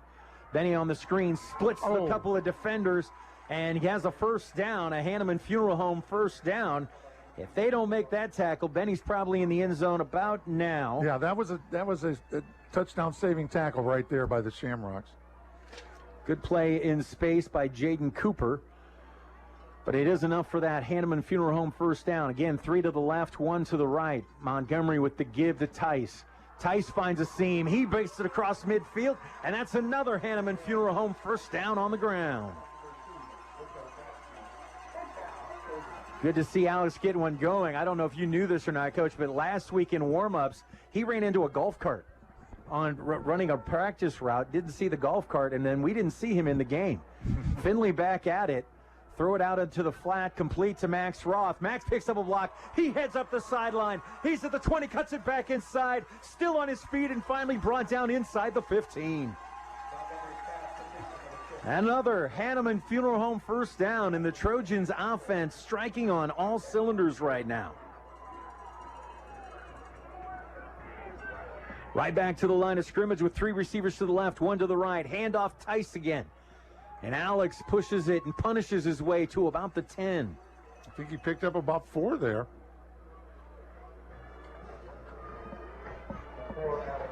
Brings up a second down and call it 6. Very manageable down and distance. 3 again to the left, single to the right. Fake the give to Tice, throws out here on the near side to Ireland. Ireland picks up a block, heads into the end zone, touchdown Trojans. And Findlay is just lighting it up right now. 9:56 left here in the second. That Jack's Heating, Air Conditioning, and Plumbing scoreboard, 16-0. And an extra point attempt coming. And that, we're going to talk more about it here in a moment, but that touchdown has some special significance for your Mr. Ireland. Spot down, the kick is up, and the kick is good. 9:56 left in the first. And right now, Ben Ireland is tied with the the career touchdown mark in Findlay Trojan receiving history. More on that when we return on WFIN. The loss of a pet can be devastating. It's a member of your family. They greet you at the door when you get home from a hectic day. This is Andrew Kraetz with Cauldron Kraetz Funeral Homes. We know taking care of them after they pass is difficult. With this in mind, we offer simple pet cremation starting at $60. As always, we are here to serve your family in a time of loss. Any time of loss. Visit cauldroncrates.com for more information. Serving our community, our neighbors, and our friends. The Findlay Trojans, WFIN and 95.5 FM. Welcome back out to Donnell Stadium, where the Trojans, with a couple of quick strikes here on these last 2 possessions, have put it out to a 17-0 lead. And we mentioned 27 receiving touchdowns in a career. And that's a tie, I believe, with Tyler Curlis, if I'm not mistaken. Angling kick, and fair catch is called and made right around the 25-yard line. Now, a correction, that's actually Mike Iridi's 27. Ben was 1 behind him. He's now tied with him at 27. Of course, Mike in that 97 through 99 seasons, I should say. We had 21 his senior year. Yeah. So that kind of helped. Yeah, it certainly did. And, of course, for Ben, that is number 12 on this season. And he's had a couple called back. Yes, he has. Findlay, a straight man-to-man with 1 free high safety. 2 receivers out to the near side. Tight end on the end of the line. Fake the hand. Now they will hand it off. Oh, lost him backfield. It's still going to be a loss, a tackle for loss, but it could have been about 3 or 4 yards worse. Is that mesh point they talk about got a little messed up, and the ball ended up on the turf. Yeah, he dropped it, but the snap was low again, and it messed up the whole mesh point. So I'm not surprised there was a fumble there. But for Coffman, this is not going the way they hoped. That's for doggone sure. We'll talk more about standings here in a moment. Historically, 2 receivers to the near side. Looking and throw the quick angle and intercepted. Terrion Ross with the pick inside the 30 and at the 29. Not a good throw at all, and Terrion read it the entire way. They ran a slant pass, and he jumped the route. And it was a deep slant pass, and it was really looked like it was a throw right to Terrion. It was so well done by him. So now this offense will come back, which is already firing very, very well. Now they're going to have it 1st and 10 at the 29 of the Shamrocks. I mentioned 2 touchdown passes already 1 touchdown pass back to looking for more now, and he's going up top, man wide open, into the end zone, touchdown. Now I'll say it. That puts him at 29 touchdown passes on the season, and that ties him with Kyle Johann for the second best single-season touchdown mark. And Benny got the touchdown reception. So there goes another one added to his record. So he now has that record all by himself, does Ben, as he's at 28 now. And the extra point is up and good, and with 9:02 left in the first half, Trojans continue to pour it on the Jack's Heating, Air Conditioning, and Plumbing scoreboard. They lead at 24-0 back in a moment on WFIN. At the Union Bank Company, they want to learn your goals so they can help you navigate through life. From buying your first home to starting your first job, all the way through retirement. With over 117 years of longevity, they understand what it means to be your bank for a lifetime. Visit the Findlay branch on Bright Road, check out their website at theubank.com, or give them a call at 419-424-1400. The Union Bank Company, committed to you. Member FDIC, Equal Housing Lender. This is Coach Stephen Adams. Check out the Coach's Corner live from Ralphie's Wednesday night at 6 p.m. on 1330 WFIN and 95.5 FM. Welcome back out to Donnell Stadium, where Coach gave me some exquisite coach speak talking about how the Trojans need to extend drives here. Yeah, they need to sustain some drives. They just... High short kick, takes a hop and a skip. Now it's picked up by one of the deep men. Breaks a couple of tackles, brings it across the 30 and out near the 35. So nice job on the improvisation. And that was Hetterly on the return. Now, we had a game like this one time back when I was coaching, and somebody in the stands, a guy real quiet, yelled out, "Hey, hi, why can't you sustain a drive?" Because we had 3 straight touchdowns, just like the Trojans have, in probably a little bit more time than the Trojans. The Trojans had 1 play for 11 seconds, 5 plays for 1:18, and 1 play for 7 seconds. Those are their last 3 drives for touchdowns. Don't forget, coming up, the Northwest Ohio Orthopedics Express Clinic's halftime show.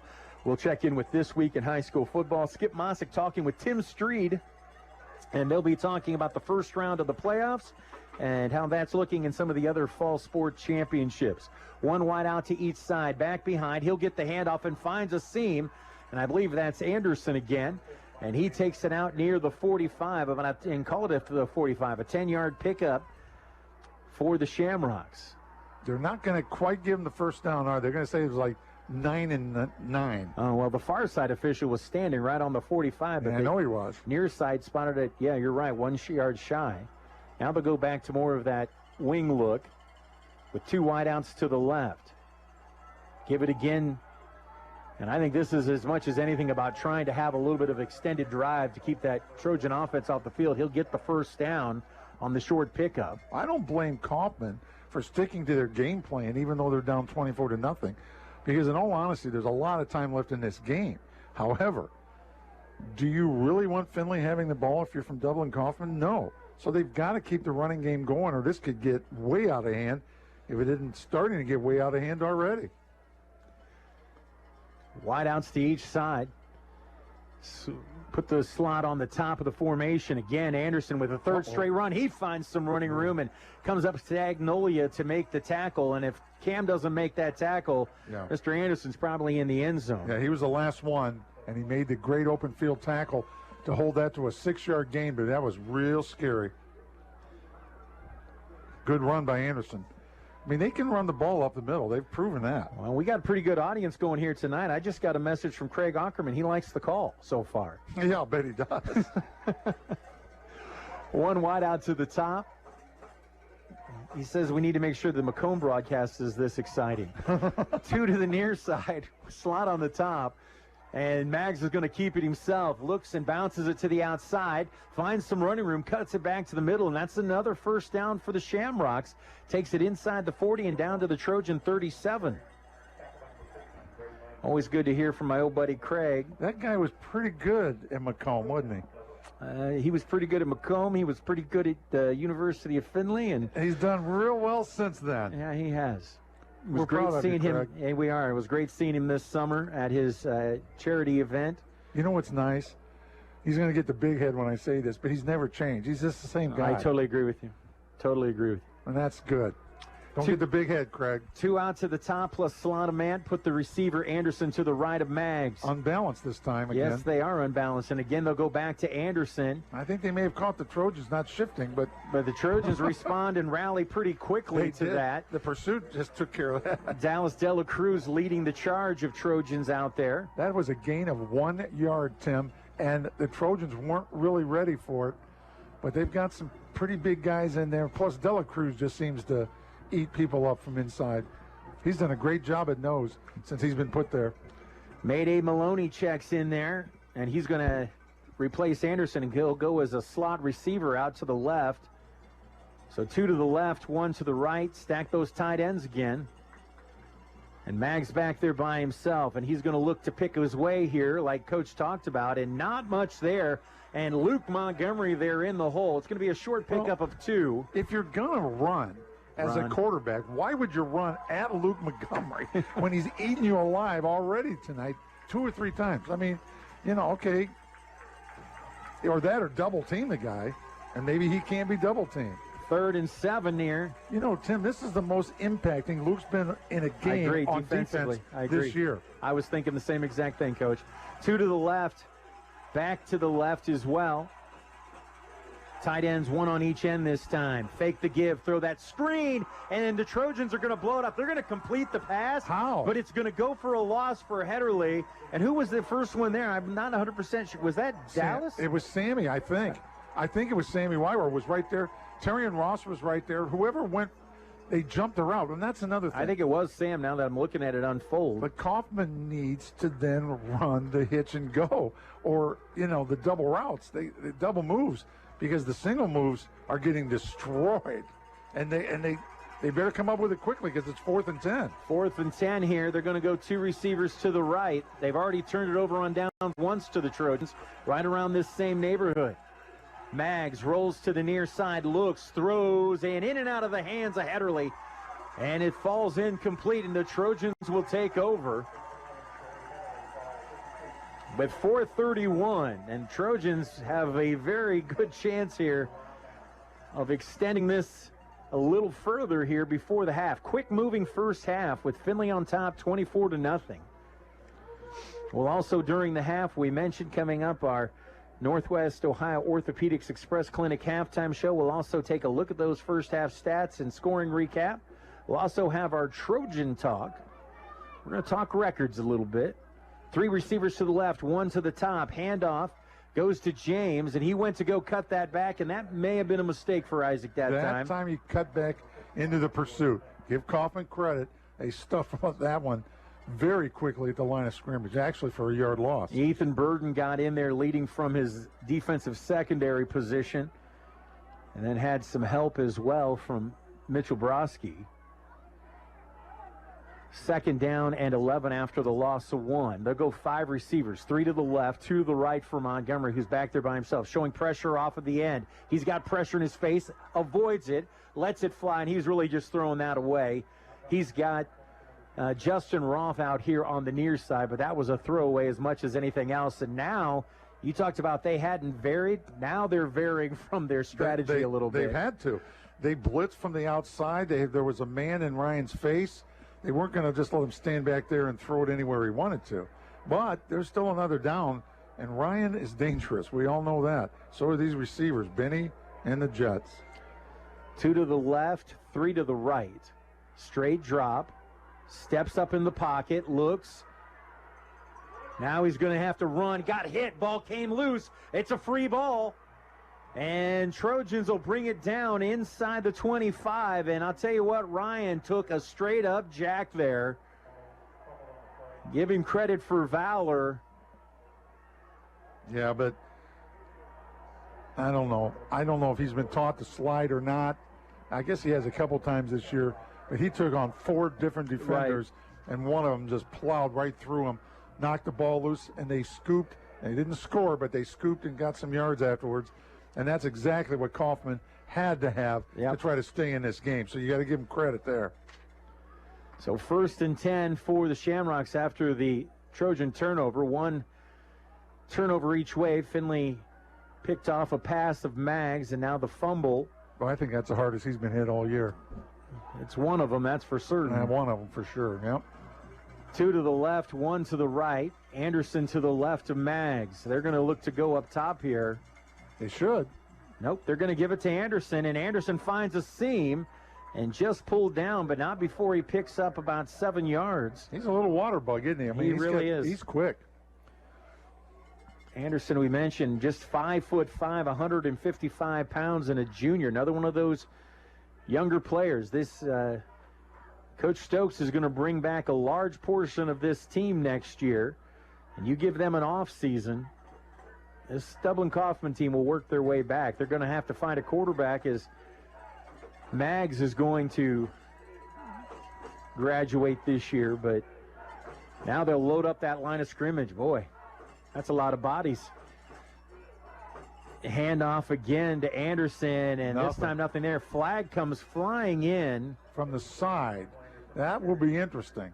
And this could be a procedure. This could be a offsides. This could be a lot of different things with where and when that flag was thrown. Could be illegal shift or illegal formation. I thought they had too many on the line of scrimmage, but they may. Well, they've been running some unbalance and trying to fool Findlay with alignment. It's against the Shamrocks, it looks like, based off of the way they're coming over and asking Coach Adams if he wants to take the penalty or not, because they stuffed him for no gain. They may decline it. Illegal formation. You were right. You called it. Good job, Tim. Every once in a while, the blind man gets lucky. Shoot, I haven't seen you miss yet. You ain't been paying close enough attention.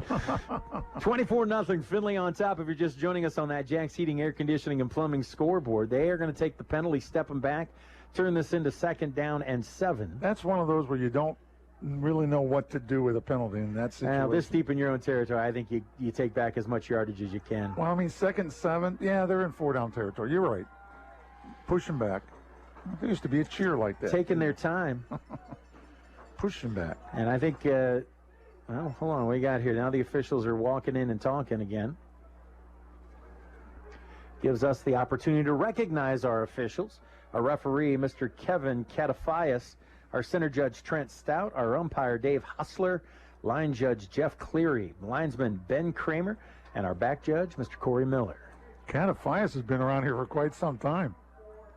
I think he ref when Craig Ackerman used to play. That's probably a pretty good shot. I bet he did. They just announced something, but I think they just adjusted the clock to 2:49. So they get a 2nd down over again. Well, now they're running the clock again. Oh, they had to get it to something. I think he just started. I think he set it to 2:49 and then restarted it. Yep, that's what he did. 2 to the right. Move Anderson to the right as well. The tight end on that right end of the line. Fake the give. Rolls. Wants to throw back. He's going to. Man in the end zone and just knocked away. But we're going to get pass interference. They're going to get Donovan Harris for being a little too aggressive. And that's a tough call. They are. They went to the tight end. We talked about him. Braden Doherty, who is awfully reminiscent of Jake Stoneburner. He moves exactly like Big Jake. 6'5", 220. Yes.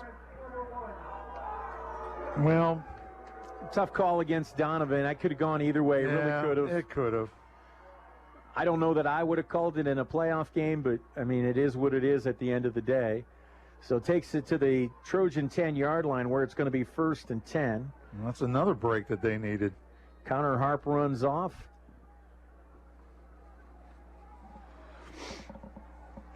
Well, the thing about with this offense that the Shamrocks run is they get close to the end zone, the field compresses. They don't have as much room.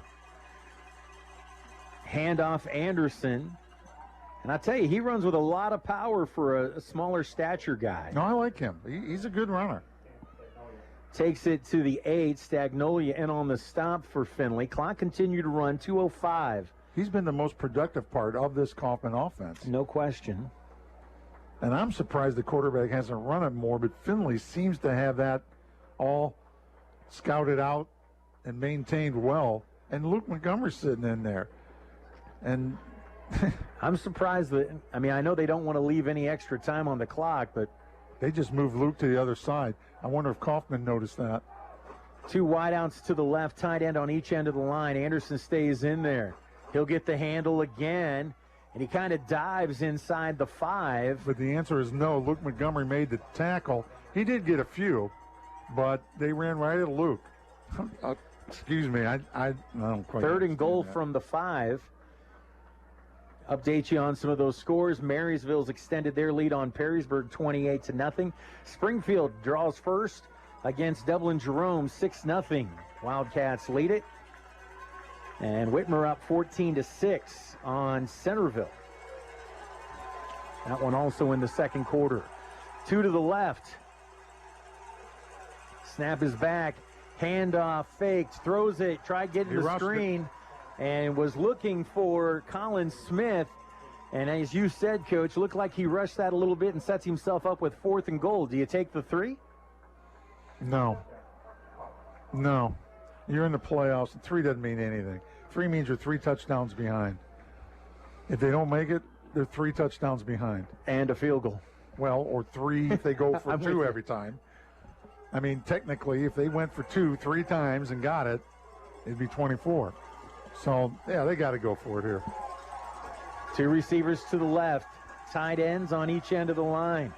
Anderson to the left, and the Trojans are going to take a timeout. They want to talk it over.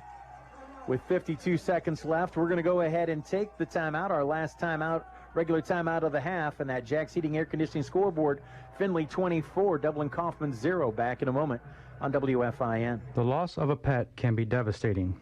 It's a member of your family. They greet you at the door when you get home from a hectic day. This is Andrew Kraetz with Cauldron Kraetz Funeral Homes. We know taking care of them after they pass is difficult. With this in mind, we offer simple pet cremation starting at $60. As always, we are here to serve your family in a time of loss. Any time of loss. Visit CauldronCrates.com for more information. Serving our community, our neighbors, and our friends. The Findlay Trojans, WFIN and 95.5 FM. Welcome back out to Donnell Stadium. 52 seconds left here in the first half. It's been all Trojans to this point, 24-0. Shamrocks have it. 4th and goal from the Trojan 5. Well, they got to get it into the end zone. If they throw to somebody in the flat and they're not in the end zone and they get tackled, it's Findlay's ball. They've got to get into the end zone. 2 stirring out to the left, tight end on each end of the line. Watch Anderson out of the backfield. Rolling that, what to his left is Maggs. Looks, throws back to the middle, and through the hands of his receiver. Was looking for his big tight end again, looking for Doherty, and it's going to go incomplete. And the Trojans are going to have the option or the ability here to run out this half, leading at 24-0. So they dodged the turnover, at least to dodge any damage from the turnover. Well, since Findlay had the big fumble the last time they had the ball, it would not surprise me if they just take a knee here and go in at halftime up 24-0. But they have the ability to go deep. Shamrocks have 3 timeouts here. So depending on how Findlay runs this. Well, that's true, too. Handoff and finds a seam. Isaac James cuts it back towards the middle across the 25-yard line and finally brought down at the 27. And I think that will eliminate that, as that's a Hanneman Funeral Home first down. I don't think they'll try to stop it now. I think maybe if they could have gotten a stop in tight, they might have, but... Well, Coffman won't stop it. That's what I'm saying. Findlay may go on overdrive here and try to see what they can do. 1 wide out to each side. Handoff again to James, and he'll hit the line, and then he gets absorbed. He got drilled on that. Going to give him forward progress of a yard, maybe 2. But he's already got over 100 yards rushing and that's this half. And that's going to wrap up the first half, and a strong first half for the Trojans that sees them lead it on the Jack's Heating, Air Conditioning, and Plumbing scoreboard 24-0. We'll be back in a moment on 1330 WFIN.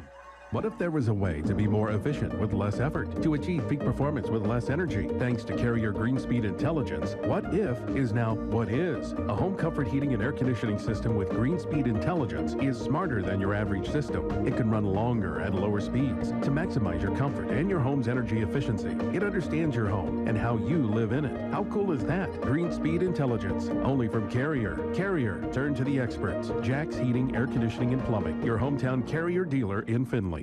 The loss of a pet can be devastating. It's a member of your family.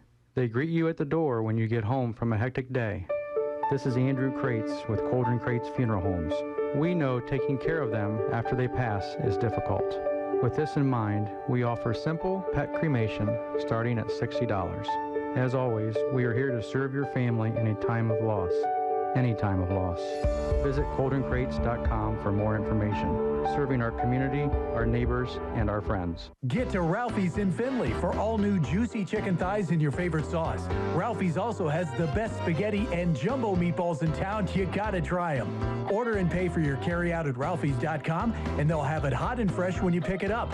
And don't forget beer buckets every day, all day for only $12. Plus free Wi-Fi and more. Ralphie's, 730 West Trenton Avenue, Findlay.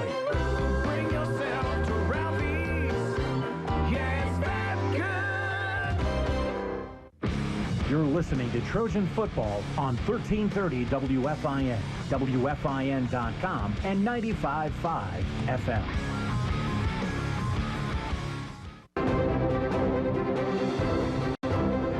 WFIN gives you the scores from all the big games each Friday night. Listen for our high school scoreboard updates to find out how your favorite team or teams fared each and every week. The scoreboard reports are brought to you in part by Kirk Chiropractic. The high school scoreboard reports. Friday nights on your sports authority. 1330 WFIN, WFIN.com, and 95.5 FM. WFIN Findlay. And now at 95.5 FM. From the Ohio News Network, this is the Ohio Education Association Tonight in High School Football. Named Best Sports Program in the Country by the National Association of State Radio Networks. Tonight in High School Football is presented by Beck's Hybrids and by Ohio for Responsible Gambling. Now here's your host, Skip Mossick. Good evening, everyone, and welcome to Tonight in High School Football's halftime reports. Well, how did the first weekend of the expanded playoffs go? We'll discuss that, as well as some of the other fall sports championships upcoming with Tim Streed of the OHSAA next on the Ohio News Network. Farmers at heart. At Beck's, that's who we are. For over 100 years, the Beck family has lived and farmed in central Indiana. Today, we're proud to serve a dedicated community of farmers in Ohio. To us, helping farmers succeed means so much more than just being a great seed supplier. Our family of employees and dealers are committed to helping farmers seek new challenges, push boundaries, and innovate in an ever-changing industry. That's what makes Beck's different. We love what we do. We are, and will remain, farmers at heart. I'm Scott DeMauro, president of the Ohio Education Association. I'm proud to bring you tonight's game on behalf of OEA's 123,000 members. We teach in the public schools and state universities. We drive your kids to school, serve them lunch, and keep our schools clean and safe. We also coach the teams on the field. We're committed to making sure every student has the opportunity to experience the joy of learning and to succeed, regardless of where they live or their family's income. We believe in great public schools for all students. WFIN and 95.5 FM. This is Tonight in High School Football on the Ohio News Network. Once again, here's Skip Mossick. We are presented by Beck's Hybrids. At Beck's, they are and will remain farmers at heart. And welcome back, everyone. Halftime of your game broadcast. We're joined this evening by Tim Streed of the OHSAA. Tim, thanks for your time. First full season with the expanded playoffs. How did everything go in week one? We knew there'd be some lopsided scores, as there always are, and some upsets, as we usually see as well. Yeah, we were real happy with it, Skip. Thanks for having me on. You know, you're right that there's always going to be some lopsided scores. We have that in the regular season, too. I was pleased to see that at least one seed won a first-round game at every seed. So we had a 16 win, we had a 15 win. We actually had some really close games where maybe a 14 or 13 didn't win, but it was a really close game. So I think it was a pretty normal first round. There were some lopsided scores, but you also had a lot of upsets. But overall, we were very happy with it. There was just such an energy with more schools in the playoffs, with more communities getting that chance to have one more game.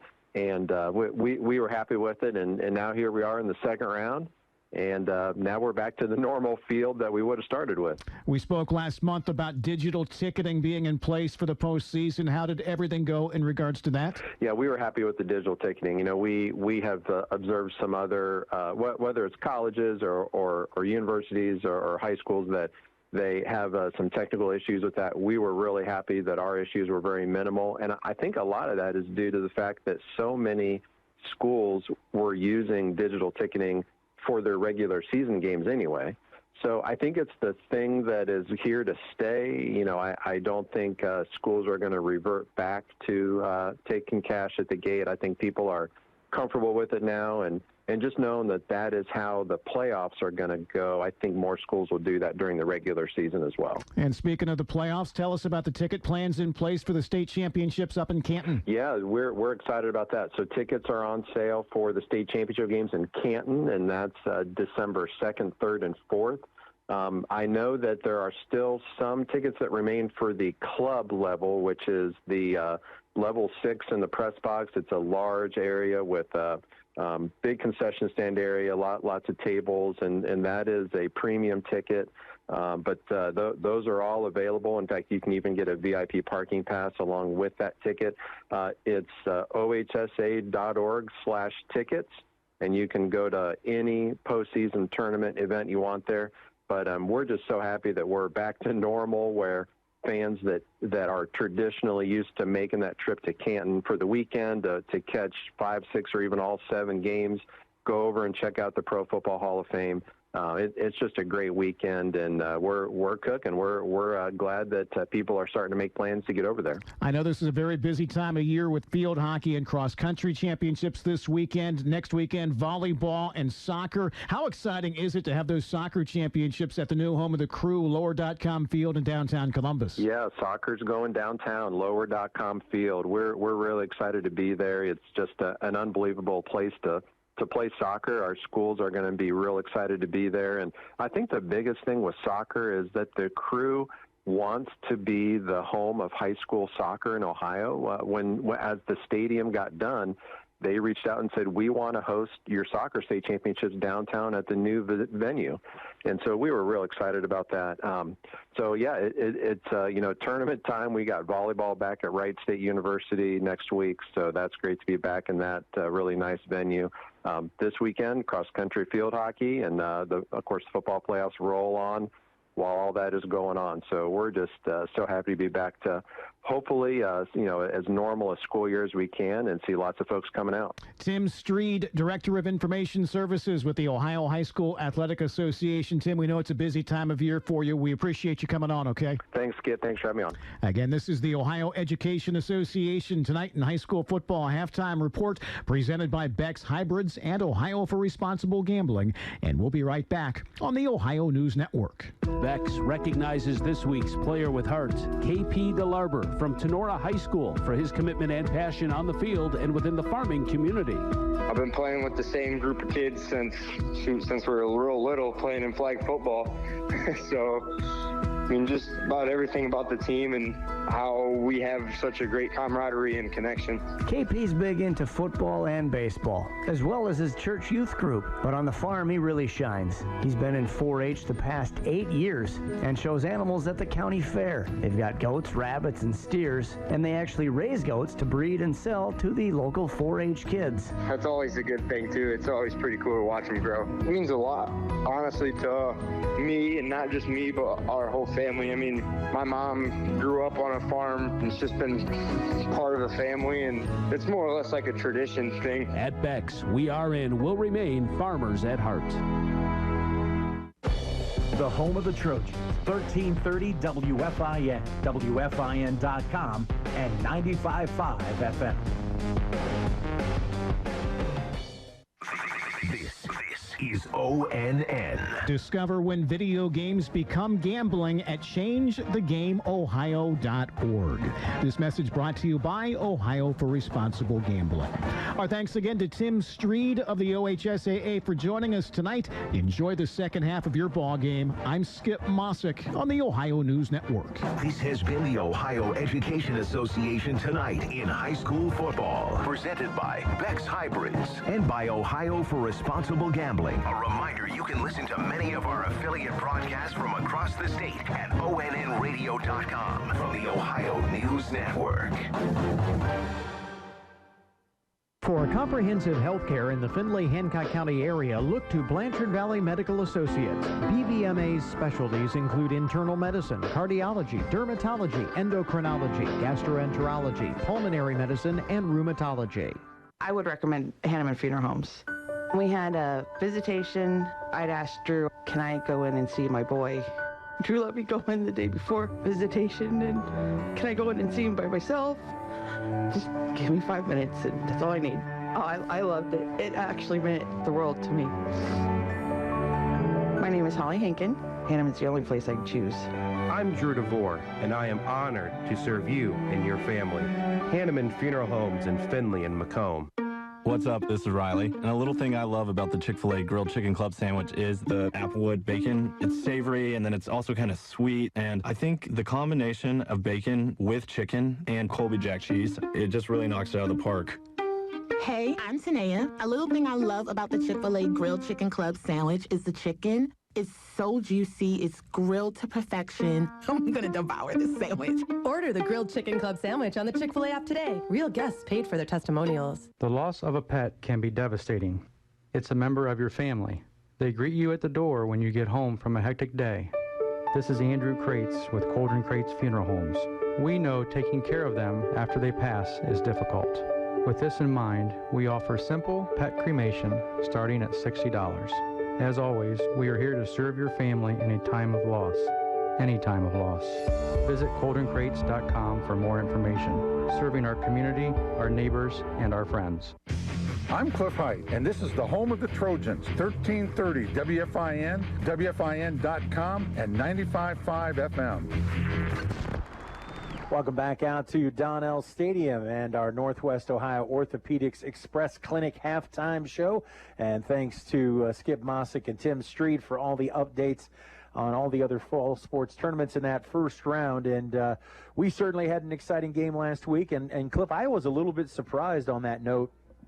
It was a more competitive first round, at least in our region, I thought, than a lot of people expected it to be, including myself. Well, I agree. And in fact, if you're a Miamisburg fan, you may have gone home thinking you could have won that ball game. They had those chip shot field goals near the end that they hit either one of them, they win the game. And so, they're very competitive. And I think Coffman will be competitive in the second half, but I'm surprised, really, and as you are, that it's 24-0 here at halftime. They got some outstanding athletes, and you know that they're going to continue to battle. And I expect them to make a little run. And keep in mind, they do receive the second half kickoff to start things off as well. 24-0 our score. Let's go ahead and take a look at how we got to those numbers. Findlay took the opening kickoff, went down the field, and got themselves a 37-yard field goal from Trace Robinson. That was an 11-play, 59-yard drive that, as Cliff said at the time, 3 minutes and 1 second. Findlay led it 3-0 early. The ensuing kickoff was kicked out of bounds, a good field position for Dublin Coffman, and they were moving it effectively and efficiently until they hit the 35, and then the Trojans get a sack and a tackle for loss. Actually, it was two sacks because it was the quarterback both times, right, and then an incomplete pass, and then that eventually gives the ball back to the Trojans, and the Trojans wasted no time at all as they hit a one-play drive for 88 yards as Isaac James split the seam and hit it up the right sideline and into the end zone. 14 seconds later, the Robinson extra point made it 10-0 in favor of Findlay. And then Findlay would get the ball back again, this time after the interception, and the Trojans would turn that into points as Ryan Montgomery hits Ben Ireland from 10 yards out. That caps off a 5-play, 70-yard drive that took a minute and 18 seconds. And then just a few moments later, at the 9:02 mark, It was Ryan Montgomery again going back to Benny Ireland, this time from 29 yards out. And the extra point by Robinson was good, gets us to 24-0. Findlay got the ball back deep in their own territory. Then the fumble gave Dublin Coffman an opportunity to put some points on the board before the half, but they come up short as they go for it on 4th down. The pass fell incomplete and gets us to our numbers of 24-0. Take a look at some of the team numbers. 10 of those Hanneman Funeral Home first downs for the Trojans in the first half, 7 for the Shamrocks. Findlay was 1 of 3 on 3rd down. Dublin Coffman actually 3 of 7. And Dublin Coffman, though, 0 for 3 on 4th down attempts. They have rushed it 21 times for 89 yards, have the Shamrocks. Findlay 12 times for 163. Meanwhile, passing 10 attempts for 23 yards, 10 attempts for Findlay for 109 yards. And when you break that down for the quarterbacks, on the side for the Shamrocks, for Mags, that is 5 of 10 for 23 yards, no touchdowns, 1 interception. On the other side, Montgomery 7 of 10 for 109 and the 2 touchdowns for him. Take a look at some of the other key numbers. Each team with a penalty in that first half. The Trojans, it was 1 for 10. It was 1 for 5 against the Shamrocks in that one. Findlay 1 for 1 on the field goal attempts as well. But the Shamrocks controlled the time of possession, 17:40. Findlay only had that football, as you pointed out earlier, Coach, for 5 minutes and 31 seconds, and they lead it 24-0. Some crazy numbers that you don't usually see. Well, that's for sure. When you get one-play drives twice, that'll kind of do it. And on a 5-play drive, I mean, Findlay's quick scoring offense is on display here tonight in ways that we have not seen this prolific in a long time, to be honest with you. We've seen this from time to time over the course of a 4-quarter game, but not all within a quarter like that. That was amazing second quarter. Meanwhile, some other numbers rushing the football. Isaac James, 7 carries, 138 yards. By my unofficial math, that has him 31 yards shy of 1,000 yards on the season, rushing the football for the Trojans. More on that a little bit later. Receiving, Ireland with the 2 touchdown catches, 2 of his 4 catches for a total of 61 yards. Max Roth, 3 catches for 48 yards as well for the Trojans. A quick look at some of the defensive numbers, not going to shock anybody. Actually, a lot of people involved on the defensive end. Sammy Wyrow with 4 tackles in that first half. We unofficially have him 5 away from the single-season tackle mark of that, but also with 4 tackles, Terrion Ross, Cam Stagnolia, 4 for Braden Lane as well, 3 for Donovan Harris in there. Scott, let's see who else involved in that as well. Connor Harp, who also had one of those 2 sacks. Luke Montgomery, and Coach said it there, he beat me to the punch. 4 tackles, including 1 sack, and definitely the most active we've seen him on the defensive side, or at least the most opportunities he's had to really show himself probably this entire season on the defensive side of the ball. Yeah, I've been really impressed. He's dominated the line of scrimmage on both sides of the ball, but so much on defense that I know that was his first love a year ago. But, you know, he also said, you know, I need to help this offensive line, and it was an obvious move to have him on the offensive line, which is probably where he'll end up in college. Although when some defensive coaches see what he's doing tonight, they might say, no, don't put him on offense yet. You know, I mean, he's just a force to be reckoned with. He's doing a great job. All right, it all adds up to a 24-0 lead. We'll take one last time out, then we'll come back, wrap things up, and we're also going to talk about some of those numbers, some of those records, some of those highlights, if you will, and what they really mean, and try to put them in perspective when we return for the Northwest Ohio Orthopedics Express Clinic's halftime show on 1330 WFIN. When you hear the name NWO, don't stop at Orthopedics and Sports Medicine. NWO offers many services including pain management, podiatry, diagnostic imaging, chiropractic, physical, and occupational therapy, plus family medicine clinicians ready to care for you as they would their own family. The NWO team is ready to serve you in 6 convenient locations across Northwest Ohio. Check them out online at nwomedicine.com. Remember, for great care, there's only one place to go: NWO. Life comes at you fast. Everybody is busy. This is where Great Scott Community Markets can help. Try their Meals Made Easy. Ready-made meals for your family made fresh, in-store daily at Great Scott Community Markets in North Baltimore and both Findlay locations. And don't forget to try their mobile markets. Order online at communitymarkets.com and pick up curbside. Great Scott Community Markets in North Baltimore and both Findlay locations, helping you navigate your busy life. You're about to travel out of town with your RV and you need gas or diesel, but getting in and back out of a gas station with your camper in tow is not easy unless you buy your fuel at Legacy Fuel Center. Legacy Fuel Center is a 24-hour card-operated fuel station. You can use your Visa, MasterCard, Discover, or American Express card, or save with your own Legacy Fuel card. Easy in, easy to use, easy out. No hassles, no traffic problems. Legacy Fuel Centers, Route 12 on the east side of Findlay and on West Lytle Street in Fostoria. I'm Paul Keels, and WFIN is your home of the Buckeyes. Stroud pointing instructions at his running back. Now resettles his focus, gets the ball, drops to the Rutgers 40 to pass. Stroud will zip that one middle of the field, caught by Wilson. Coming left side of the Rutgers 20. To the 10 goes Wilson, and into the end zone goes Garrett Wilson. Saturday, Ohio State heads to Lincoln to take on the Nebraska Cornhuskers. We'll be on the air with the AEP Energy Buckeye pregame show beginning at 10:30 a.m. The home of the Buckeyes, WFIN and 95.5 FM. WFIN, home of the Findlay Trojans. Welcome back out to Donnell Stadium, 24-0. The Trojans lead the Shamrocks, and getting ready for that second half. They got that warm-up time up on the clock in time for our Trojan Talk, and we talked about it. You have Ben Ireland, who takes over the top spot in touchdown receptions in a career with the 2 that he had tonight. We talked about Ryan continuing to move up. I think I have him here now. He's officially locked in at the number 3 spot in total offense in a single season. He's passed Kyle Johan as the number 2 spot for passing yards in a season. And he continues to move up the touchdown marks and all these other things. So my question to you, Coach, is this. Is that something that coaches and players pay a lot of attention to? And if they do, is it a motivation thing? Is it how do I stand kind of thing historically? How do coaches and players view those kind of things? Now, you may have asked the wrong guy, because I knew how many I was for how many every game I played. I knew I was 6 for 12 or I was 8 for 15 or whatever every game. And yeah, I knew what the yardage was, and I remember what my goals was to break the yards when I played. I know that everybody wanted to break that record, and they did. Many have since.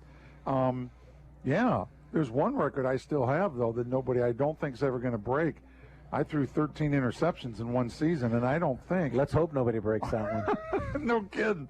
But my son tied me in a career because I only started 1 year. So he had 13 in 3 years. I had 13 and 1. But yes, you look at those records, and you walk into the stadium, and they're posted outside there, and somebody's going to have to repaint that thing. And absolutely, you look at that, and you want to do that. I mean, what do they say? Records are made to be broken, and I don't have a problem with it. I've been with coaches, especially baseball coaches, that don't want even kids to know what their batting average is because they think they get too competitive and my batting average is better than yours. I love that kind of competition. If I'm Justin or I'm Max, I want 3 touchdowns tonight because Ben's already got 2. That's how I'm thinking. That's how I'm thinking. And it's not against Ben. It's in addition to Ben. It's not a alternative. It's a supplemental, and that's how you got to look at it. And I records, longest field goals, longest kick return, punt return. I used to post that stuff all the time and say, break it. See if you can. Well, Jim Welch does such a great job with the Trojan stats, and of course he helps keep us updated, and he and I often during the week will go back and forth, and we talked about the potential of the 1,000-yard rusher and the 1,000-yard receiver this season, and both are still very much possibly in play here. Matter of fact, Isaac James, if he adds just a little bit more to his night, he's going to get there. And they don't happen as often as you might think they do, and that's why you do need to kind of take a moment to recognize them. Well, I sure think so. Look at that. He kicked deep. Kicked deep and is fielded back inside the 10 at the 8, and then kind of bulldogged down in the process. And who all was involved with that, on that tackle for Findlay? Let's see, I saw Isaac Tualoma in there, and also Gaben Helms. Yes. Both involved in on that. Tim, we have to thank Jim Rookie, too, who's done massive amounts of research to study the records from all the way back to the beginning of football at Findlay. And he's the guy that went back and checked old yearbooks. He did everything he could, newspaper articles, to get those records that we have today, and we got to thank him a ton. Yeah, absolutely, and it makes us look really, really smart. Go 3 receivers to the right. Will the Shamrocks with the back in the backfield. Low snap. He pulled it down. He fakes the handoff, loads it up, looks for the home run ball. Heatherly has a step, and it's going to be just knocked away, incomplete. Broken up by Harris, right? Donovan Harrison, he got back there and got a hand in just at the last second. He sure did. I was glad to see there wasn't a flag thrown there. That was very similar to the play in the end zone in the first half where he got flagged. But nice job by Donovan, because Heatherly had about 1.5 to 2 steps on him, and he recovered pretty well. Yes, he did. That was a great job by Donovan. That was wonderful. Well, that's showing you that Coffman's looking to try to get back into this one early. Low snap, rolling out, looking to throw, and overthrew its mark, and that is going to be pass interference, and it should be. Yes. They're going to get Cam Stagnolia there, and he pretty much just tackled the designated receiver before the ball got there. And so that's going to be a first down via the penalty for the Shamrocks.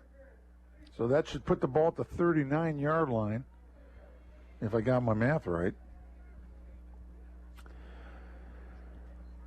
I'm going to put it. I'm still, 39-yard line is where they'll place it. I can do my math. Congratulations. See, he's more than just a history teacher, folks. Or I should say retired history teacher. 2 to the near side plus a slot man. That's into the boundary. Handoff goes to Anderson. He's going to be brought down. Tucker Oliver makes the tackle for loss. Big hit in the defense. Gee, that was just reading it and destroying it. Well, we talked about it. I remember talking about Tucker and Cam back at the beginning of the season and watching both those guys develop, and their roles have somewhat changed a little bit, along with Braden Lane. That the roles have kind of moved around a little bit as it's best suited this Trojan defense. Well, Dela Cruz as well. He's been all over the place. But Luke Montgomery is in there. I kind of thought he would be to start here this second half on defense. 2 receivers to the right, slot a man back to the right as well for Maggs. He'll pull it out of his belly, load up, throw out in the flat, and in and out of the hands. Should have been caught. Sure should have. Was looking to hook up there with Brady Broski, who comes into the season or into this game with 9 catches for 93 yards and a touchdown, and really he had a chance at a good 30-yard pickup there, but just not able to secure it. Brings up 3rd down and 14. Well, I'm guessing unless they throw a screen here, they're going to have to try to throw something very similar to that. 2 out to the top side again. Maggs the straight drop, looks, has time, throws, and that time able to hold on to it is Heatherly, and he did a nice job of running just past the sticks and then setting down. Exactly how you're taught. Just past the sticks, make sure that you're going to get the first down if you catch it. If you have to go down and get it, yes. Great pass rush by Luke Montgomery that time. First down at the Trojan 49, 2 receivers to the left. The give to Anderson. And that time the Trojans got fooled a little bit because Dela Cruz ran right past young Mr. Anderson and tried to chase the quarterback looking for the sack, and Anderson turns it into a 4-yard pickup. Great open field tackle by Sammy Wyra on that one because, Anderson's quick. He just is really quick. Yeah, that water bug analogy is pretty accurate. And they bought that uniform in the juniors department. 1 out to the top, 1 to the near side. Fake the handoff. He'll keep it, and he'll be ripped down from behind. By whom? And Luke Montgomery again steps in. That's technically a tackle for loss with the spot. No, that was a world wrestling tournament takedown. It was a gut-wrench suplex is what it was. That's what it's called. Yeah, gut-wrench suplex. I knew that. I was back in the day. Like every other kid my age. So a 3rd down and 7 now. I think they're in a situation where there are no 4th down punts unless they're way back or it's 4th and a ton.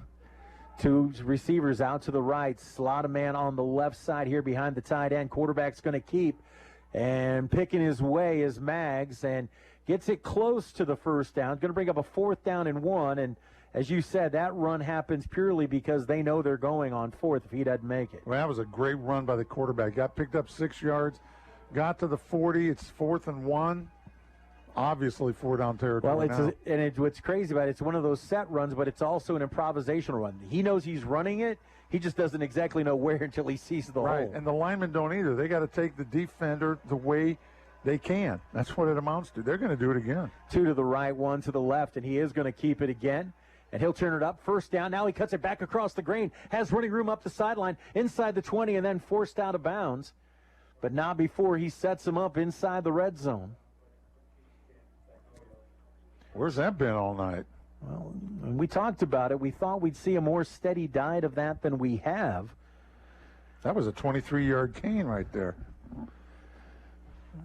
And I think we might see more of it now, considering the success of the last couple. Now Coffman taking their time here. Now if they got the first down. This is the opening drive of the second half. Findlay leads at 24-0. He's got Heatherly if he wants him one-on-one. 2 to the right. Back to his right is Maloney. Fakes the give to Maloney. Throws, looking end zone, and he just crossed him up. He threw to Heatherly, though. He was open. I mean, he can beat his man to man. And that's what Findlay's in right now, which surprises me.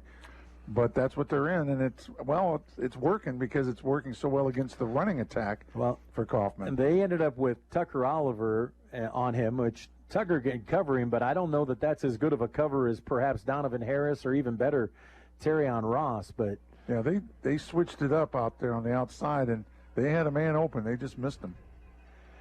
2nd down and 10 from that same spot. Throw the screen out in the flat. Findlay read it, blows it up for a tackle for loss. And Tucker Oliver gets a little bit of retribution on that play. Does. Yeah, he says, you throw it short, I'm going to come up and drill you. That was -2, wasn't it? Yeah, -2, and probably, I'll be honest with you, I thought it was more than that because the receiver was backing up on his own.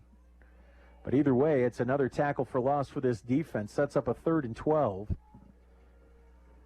But again, obviously 4-down territory, which in a way is good for this defense because it gives them opportunities to turn them over on downs. Quarterback's going to go right up the gut. Not much there. That's amazing. Findlay was in the cover, too. Didn't have as many people in the box, and it didn't matter because Sammy Weiler just dominated and drilled the quarterback pretty much at the line of scrimmage. Yeah, he shed 2 blockers and then just squared him straight up and drove him back after a 1-yard pickup.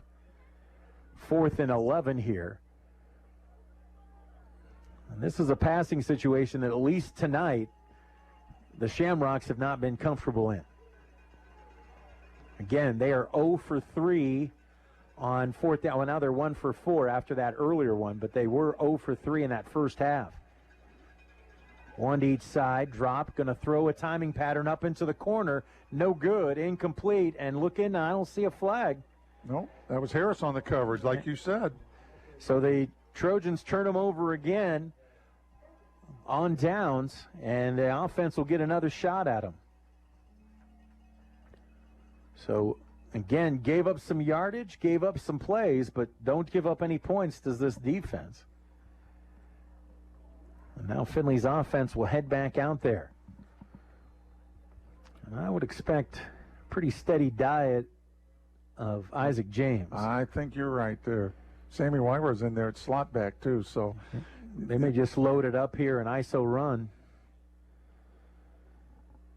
Nope. They're going to throw it out in the flat. So much for what we think. Turning it up, looking for yardage, and stepped out of bounds. And Benny'd like to have that little move back there. Benny got the quick hitch, and like you said, just was tiptoeing down the sideline and barely stepped out of bounds, or it was another touchdown. Hanneman Funeral Home first down. Go right back at it, wide out to each side. This time they do go Isaac James, and they'll just kind of bowl forward that offensive line for a pickup of 2. Sets up a 2nd and 8. Kyle Buckley in on the stop along with Al-Dulami. 1 wide out to each side. Wing on each side. Quick little throw out here on the near side for Roth. Max turns it up, avoids a would-be tackler. Then he kind of lowers his shoulder and just shrugs off the would-be tackler. That was Michael Anderson, and that's a little bit of a mismatch for Mr. Anderson. Just a quick out and then Mr. Athlete against a guy who's good, but not as good as Max Roth. Especially on the size. Another Hanneman Funeral Home first down. Bobbled the snap loose and just needed to fall on top of it. Ryan picked it up. Ryan finally did. Isaac was trying to scoop and go, and he just needed to fall on top of it. It's going to be a loss of a couple. That one was kind of a mess from the very beginning. Maybe trying to move a little too quick there. Loss of a couple on the play. Findlay goes right back to the line of scrimmage. Wide out each side, slot each side. Montgomery back. Quick little underhand throw out to Roth on the near side, and he'll dance the sideline against Heatherly. Take it inside the Shamrock 40. Well, now they're going to back it up and spot it at the, well, now they backed it all the way up to the 41. Initial spot was the 39, but that went backwards from there. 3rd and 5 after the 7-yard pickup. This could be 4-down territory for Findlay. They'll go 3 receivers to the left. Max Roth, the single receiver on the right. Ryan back, looks. Pressure comes late, lets it go. Whoa, what a tremendous catch. Kind of laid out and backhanded it into his body, did Terrion Ross. Oh, my, nice play. That was a fantastic catch. He got down and got it. It was an awkward delivery with 2 defenders coming right in Ryan's face, but he got it there, and Terrion said, I got it. Another Hanneman Funeral Home first down. Back to the one wide out to each side, wing each side. Handoff James. Cuts it back up the middle. That time they respond pretty quickly. Buckley got in there. Short pickup for the Trojans. Clock continues to move. 5:23 left here in the third quarter. And that Jack's Plumbing, Heating, Air Conditioning scoreboard still says Findlay 24, Dublin Coffman 0. That's right. You heard me right. And all those former Trojans from all those years ago and their parents and the community are all loving it. Montgomery, quick little throw, complete to Roth. Slant pass. That was a quick slant, and it was a quick slant into traffic, but he threw an absolute dart in there and moves the flags again as it's another Hanneman Funeral Home first down for Findlay. That's a 10-yard pickup. Excellent job on the slant pass. Trojans can do whatever they want, Tim. Right now they can. Handoff. James bounces it outside and then was just getting ready to cut it back to the inside, and he's going to get submarine, but not before he takes it to the 10. 9-yard pickup. Brings up a 2nd down and 1.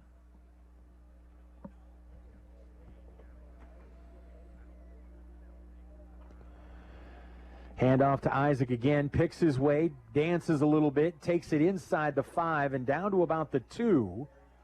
And that'll be another Hanneman Funeral Home first down and set up a 1st and goal from there. And that's inching closer to that 1,000-yard rush day, and right now he runs it in for his 2nd touchdown of the game from 2 yards out, and the Trojans add on 30-0. They lead the Shamrocks.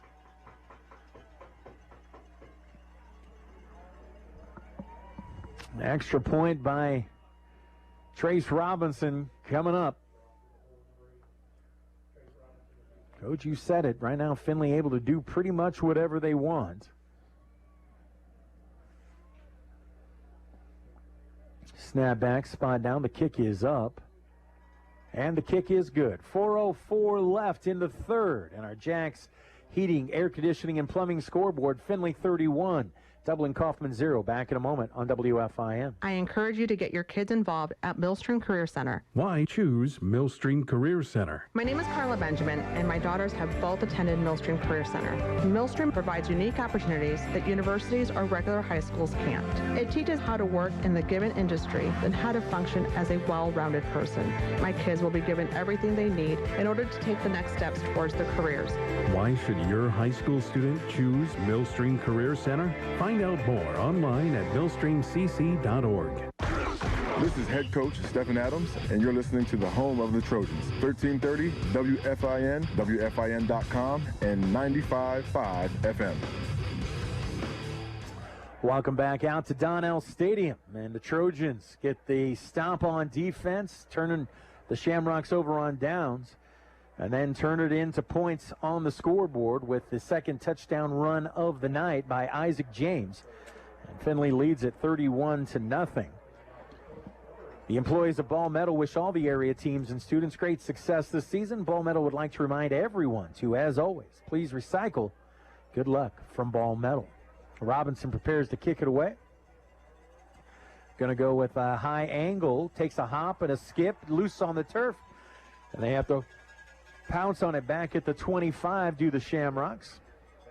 And that's where they're going to go 1st and 10. We saw a little more of Mason Maggs on that last drive, both his feet and his arm being exercised. Are we going to see more of that, Coach, you think? I mean, you're getting into, I know we said at the beginning of the half there's still a lot of time left, but no, there's not now. Now you're under 4 minutes left in the third quarter. No, it would be a disastrous, devastating blow-up for this to change now. Two receivers to the right, receiver and a slot man on the near side. Low snap, Maggs throws it out there, open is Anderson, and Anderson kind of squirts away from the Trojan defenders and picks up a first down out across the 35, out near the 40-yard line.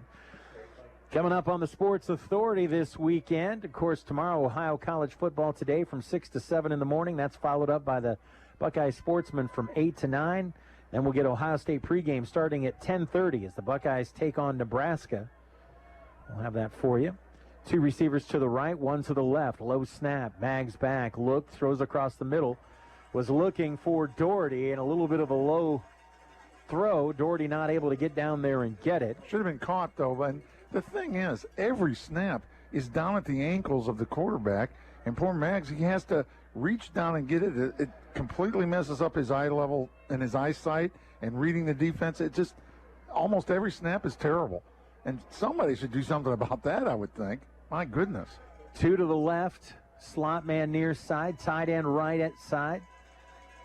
Anderson to the left, rolling this way and looking as Maggs throws the check down complete. And big hit put on by Findlay. That was Stagnolia, yeah. Yeah, led the charge, but not before he takes it across the 45 to the 46. Going to set up a 3rd down and 4. And then we mentioned Buckeyes, and then after the Buckeyes, I want to encourage everybody to turn in, starting with coverage at 6:30 as my main man. Who's that? Cliff Height. Oh, no. Going to be doing that Liberty Bend Elmwood game. I can't wait.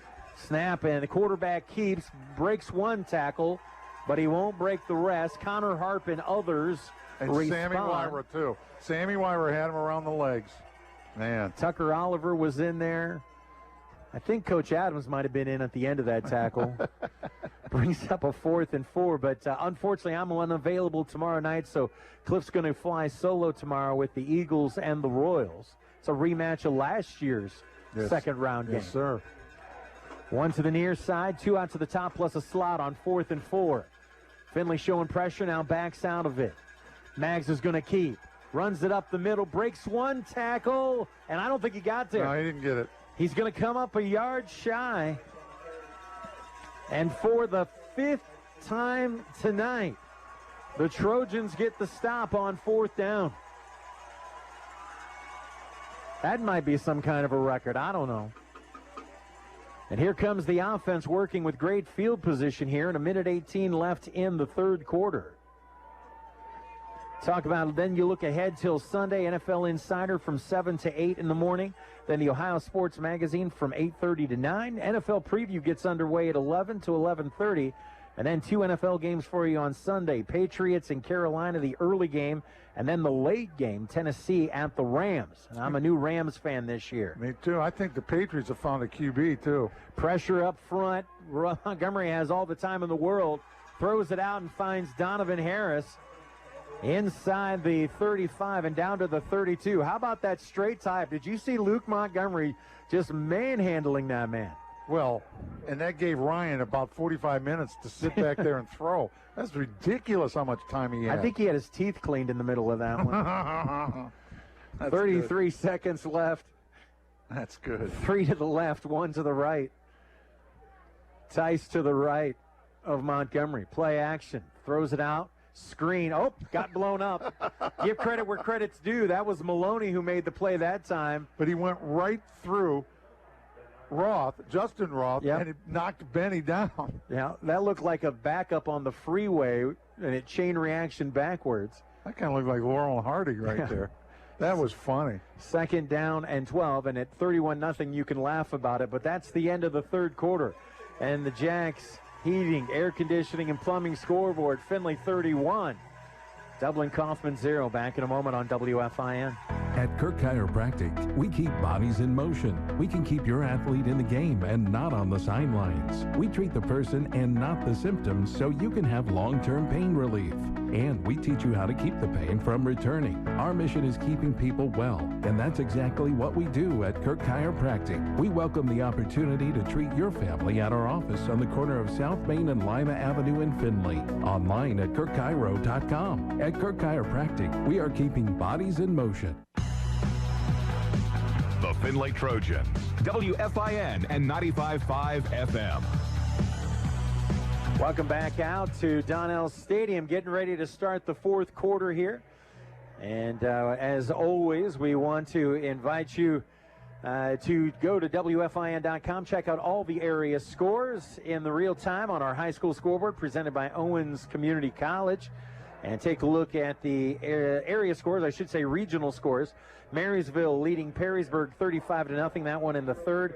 Springfield on top of Dublin Coffman 13-0. Meanwhile, it's Whitmer not and Dublin Centerville. Coffman. Sorry, Dublin Jerome. And then Whitmer is up 28-21 on Centerville. On 2nd and 12, pressure on the blitz and brought down for the sack. Where's that been all night? And got home that time. They overran the right side that time on Findlay, and just really more bodies than Razik and Matt could block. But where's that been all night? And sets up a 3rd down and 16. I mean, you should have been doing that from the beginning of the game. By the way, in case you're wondering, I show Isaac James as 10 yards shy of being a 1,000-yard rusher this season. How many yards? 10 yards. He'll be making a 1,000-yard rusher. Well, he'll get that from every series from now on, because Findlay probably won't throw after this down. 3 to the right, 2 to the left. If they complete it, they won't throw the rest of the game. Stepping up, throws just a little bit behind his target. Nuts. Sitting there open. Ryan was Terrion. He knows that Ryan threw behind him and shouldn't have. He should have let him instead of setting him down. Yep. That's going to bring on the punt unit. Max Roth will. Oh, maybe Max. Yeah, there he is. He's not going to fake, is he now? Oh, I didn't think he would. I just, for a moment, I didn't see him out there and was wondering if somebody else was going to go ahead and punt. No, he'll punt this. But he'll wait forever. I bet he doesn't even get a rush. High snap, arching snap. He gets it. Hangs one up there. Fair catch is called, and fair catch is made back around the 5-yard line. Oh, yeah, that's all right. I want to encourage you to check out some of the games we mentioned. Cliff is going to have Liberty Benton and Elmwood tomorrow night. Our sister station, WKXA, they're going to have Macomb and Lipsick. And then don't forget our other sister station, the Fox. They're going to have that early game tomorrow, Waynedale at Ottawa Glandorf to take on the Titans. That's actually a 5 o'clock kickoff. So make sure you tune in with us across the board for all of the area football playoff action. 1st and 10, Mags back, looking to pass. Now flush from the pocket, throws it and almost picked off, and to be frankly honest, should have been. Findlay was in a cover 2, and it was a great jump on the ball. And again, it was Stagnolia. Yep. And he broke it up, but he didn't catch it. He stepped in front, and it literally went through his hands and then off his face mask. Oh, I just read Tyrion Ross's lips. He said, that's where I get to play offense, and you don't. That's what he just said. That's what he just told him.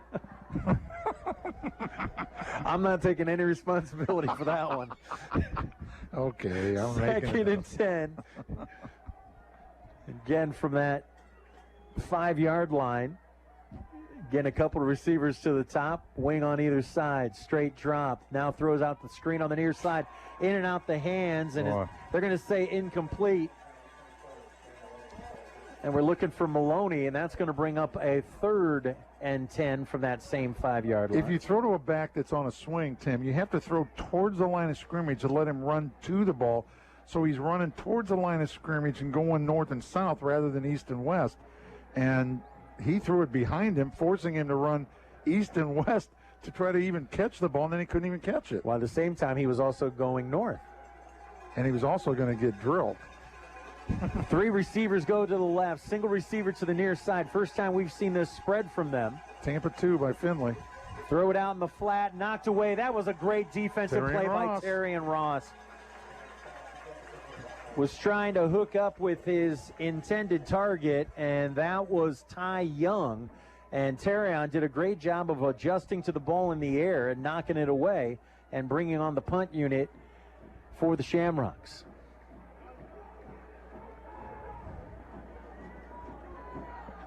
Finley's got a personnel issue here, and I think they fixed it. Now Benny's back, and as long as Benny's back, if he catches it, watch out. Line drive, kick, fielded by Ben. Turns it up, and then scampers out of bounds around the 30. Good job by the Shamrocks to kind of angle them and funnel him into that. But still, good field position here for Findlay. And as we said before, now we were wrong before. Expect maybe a steady diet here of Isaac James, Alex Tice, and others. That's all you're going to see. Almost guaranteed. Listen to me. James is in there in the backfield. They'll send Max Roth out to the right, Ben Ireland out to the left. Sam Wyrow winged on the top side of the formation. Is that Dela Cruz on the left? Hand off to Isaac. He waits, picks his way. Now he cuts it back across, turns it up inside the 20, inside the 15, the 10 still on his feet. Touchdown, Trojan. 30-yard touchdown run. 30-yard touchdown run, and that makes Isaac James a 1,000-yard rusher. Yes, it does, baby. Congratulations. And, you know, there were 3 games he barely got the ball at all. So, I mean, that's a great job by him. Great persistence. Well, he hit a wall of just a mass humanity, and he just bounced it out. And then when he bounced it out, it was strung out, and that gave him room. And as we've talked about several times, he started looking for guys to run over. Kick is up, and the kick is good. 7:59 left in the game, and Findlay extends the lead on the Jacks Heating, Air Conditioning, and Plumbing scoreboard, 38-0. We'll be back in a moment on WFIN. Don't miss our most popular event at Northwest Ohio Railroad Preservation in Findlay. Hop on board our quarter-scale trains for a magical trip through a winter wonderland of sparkling lights and festive decorations. See delightful toy trains running in the beautifully decorated museum and train barn. Hundreds of decorated trees inside and out. Plus, Santa and Mrs. Claus are here to visit on select nights. A great place to bring visiting family and friends that's become a family tradition for many. Watch our website and Facebook page for more information. WFIN, home of the Findlay Trojans. Welcome back out to Donnell Stadium. Just under 8 minutes remaining. Findlay in the second round of the playoffs leads at 38-0 over the Shamrocks. This is probably a good time to mention that Findlay will face the winner of the Dublin-Jerome Springfield Wildcats matchup. And the Wildcats currently lead that one 20-0. And that will start the neutral site location, so stay tuned for word on where that game is going to end up. High short kick, fielded at the 10, return is on. Finds a seam, busts it out across the 30-yard line, and then upended. On the tackle.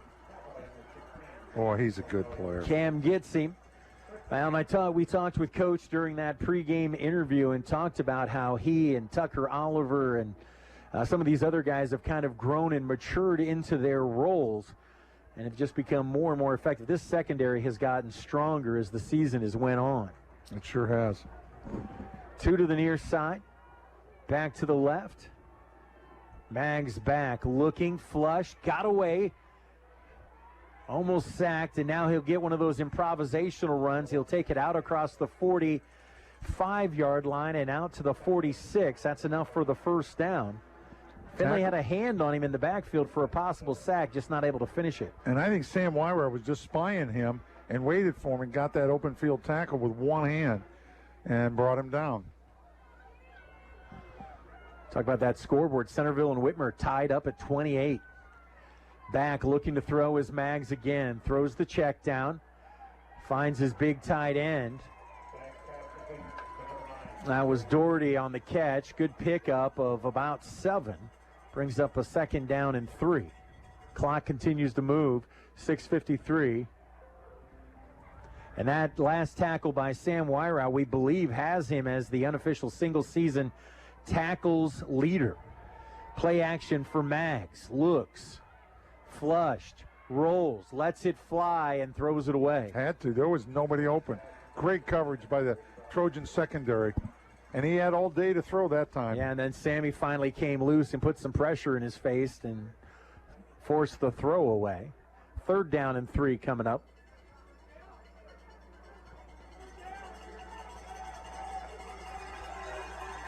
Two receivers to the left plus a slotted tight end.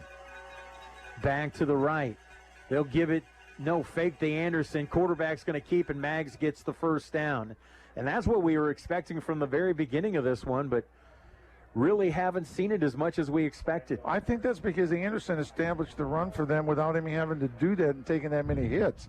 But now it's at a point where you got to do everything. So a first down, 1st and 10 at the Trojan 42. 2 to the left, and again the slotted tight end. Back for Maggs, looks, has some time. Now he's flushed from the pocket, looks, throws a little check down. Oh, and Anderson got straight blown up by Terry and Ross. Did a good job to hold on to the football. Give the young man credit. He's going to pick up 5, maybe 6 yards, but, man, he paid the price. Yeah, Terrian's having a nice game tonight.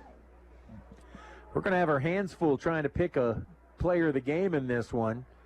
I mean, you got Isaac James over 1,000. You got Ben Ireland with a couple of touchdowns.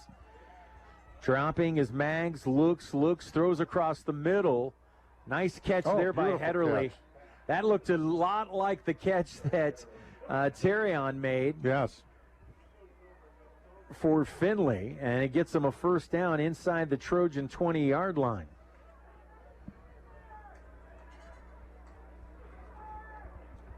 That was really nice 15-yard dig route right in the middle of the zone, and Hederle got it. Clock continues to move, 4:37 and counting. Low snap, fake the handoff, throws across the middle, and touchdown. I was waiting for the official signal. It looked good.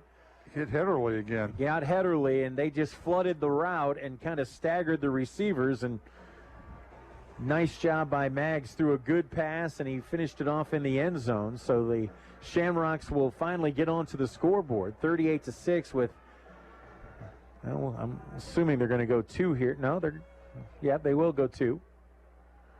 So Maggs stays in there with Anderson to his left, put both receivers to the right.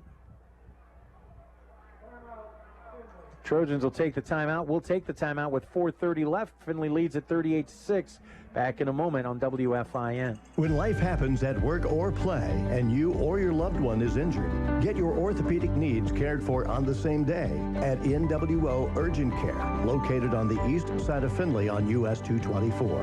NWO Urgent Care is less expensive than an emergency room visit with decreased wait times. At NWO Urgent Care, you will have direct access with specialty care from the professionals at NWO. Remember, when orthopedic injuries happen, there's only one place to go, NWO. This is Cliff Height. The Trojans play here, 1330 WFIN, WFIN.com, and 95.5 FM. Welcome back out to Donnell Stadium, getting ready for the two-point conversion.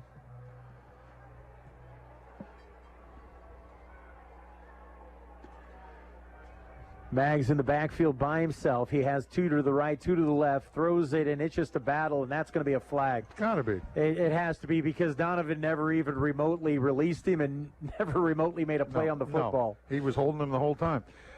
You know, that was a on-purpose back shoulder pass, which is very interesting because in high school it's hard to do, and it was really a great idea on their part, but because Donovan was holding, the receiver couldn't get his arms free to catch the ball. So now the quarterback's going to keep it. So, it's, I was going to say it's from the 1.5. Same formation, 2 to the right, 1 to the left. I'll be shocked if he doesn't. Maggs looks to pick his way, and he got in. Oh, that was easy. Yep. Got a nice kick-out block there at the last second as they brought the guard around, and then he just had to pick his way. And so tighten things up a little bit. 38-8 the score. Findlay on top. We'll be back with more in a moment on WFIN. Learn and work in the community you love, right here in Findlay at Owens Community College. Start to finish for in-demand jobs. Save money on a bachelor's with our transfer programs. Your affordable higher education awaits. Apply today at owens.edu/Findlay. Blanchard Valley Medical Associates offers comprehensive dermatology care. 6 expert providers in general dermatology, dermatological surgery, and cosmetic services. For more information on dermatology at Blanchard Valley Medical, go to bvma.com. The Findlay Trojans, WFIN and 95.5 FM. Welcome back out to Donnell Stadium, 38-8. A look at our Jack's Heating, Air Conditioning, and Plumbing scoreboard. Findlay on top, but the Shamrocks finally narrow it. I'm expecting we're going to see some kind of a variation of an onside here. There it is. Squibbed, loose, and the Trojans able to pounce on it.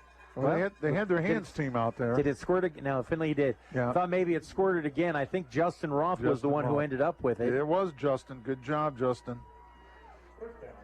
And Findlay will see where they spot it here. Looks like it's going to be about the 38-yard line.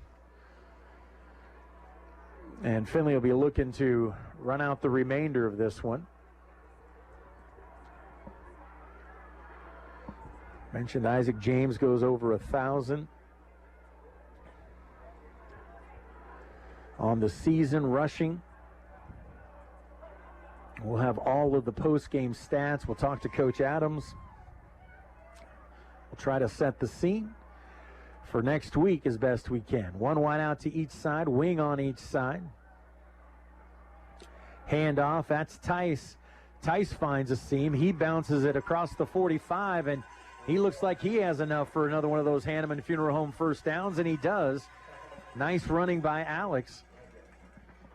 Very nice run.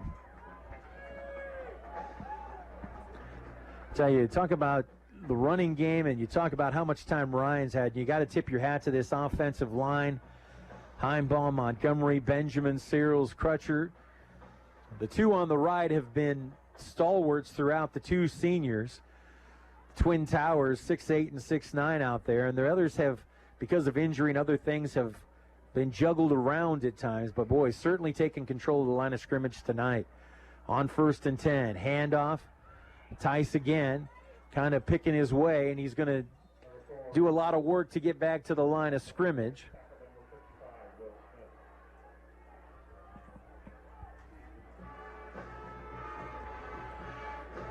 Second down and 10 for Findlay. But the most important thing is that clock continues to run. 2:40 and counting. Let's see, the Perrysburg Yellow Jackets get on the scoreboard, 42-6. They still trail Marysville. Meanwhile, the Whitmer Panthers answer back. Sorry, Mike Coleman. 35-28. They answer back to lead the Centerville Elks. Handoff. And again, it's Tice, and this time he's going to be brought down for the loss of a couple. Going to set up a 3rd down and 12. That's not a whole lot of concern for the Trojans with the things being what they are. And it looks like Springfield salting things away as well. 27-0 in the 4th quarter. They lead Dublin Jerome. So the folks at Dublin, Ohio that is, not much to be happy about tonight. Well, Findlay, if they could get a 1st down on this play, and it is 3rd and 10, and they are running the ball, if they could get a big run here, that would be it. Tice stays in to the right. He'll get the handoff again. He finds a seam, and Going to come up just shy, but I tell you what, I think if I'm Stephen Adams, I go for it on fourth. Oh, absolutely. Try to run this bad boy out. Nice 12-yard pickup there. Sets up a 4th down and 2. They disagree with me. That's all right. I can bring out Max. Nothing wrong with this decision either. Well, except that you don't like it. No, I'm just kidding you. You know, Max, no, I don't think he's going to fake it now. I don't think he will. With a score 38-8. Dela Cruz runs out there late for the coverage team. Findlay should not even worry if they have to take a delay a game. It doesn't really matter. 5 yards isn't going to mean anything. I think that's well, are they going to take the timeout? Trojans will take the timeout. So, and again, as we said, post-game we'll be naming our player of the game, and this might be our biggest challenge of the year. I guess. Just coming up with a singular player of the game in this one. We'll also name our highlight, of course. Hit all the stats and scores. We mentioned Buckeyes tomorrow, followed up by Cliff with Liberty Bend and Elmwood, and then Sunday it's NFL, including Patriots and the Panthers, and then late we mentioned Craig Aukerman earlier. Tennessee Titans and the Los Angeles Rams, the late game tomorrow night. That one Craig will be right in the middle of. Monday Night Football, Chicago and Pittsburgh. Have that one for you as well. And then we'll get some Buckeye basketball on Tuesday as Akron and Ohio State will do battle. Wideouts to each side. I should say coverage men out to each side. Max waits and lifts one. Takes a hop, a skip, and it's going to be down at the 1. And when things are going right, things are going right. You think? I think they're going to actually spot him at the 4 here. They say he first touched it at the 4. Either way, that's a nice punting effort. And with just 32 seconds left, we're going to be looking to wrap things up. As we said, it looks like it's going to be Findlay and Springfield in the next round, so stay tuned for the announced location for that. I'm going to throw out there, I think there's an above-average chance we'll find ourselves in Marion. But we'll wait for the official word on that. That's where we played Springfield in 2002, and it boded well for us there.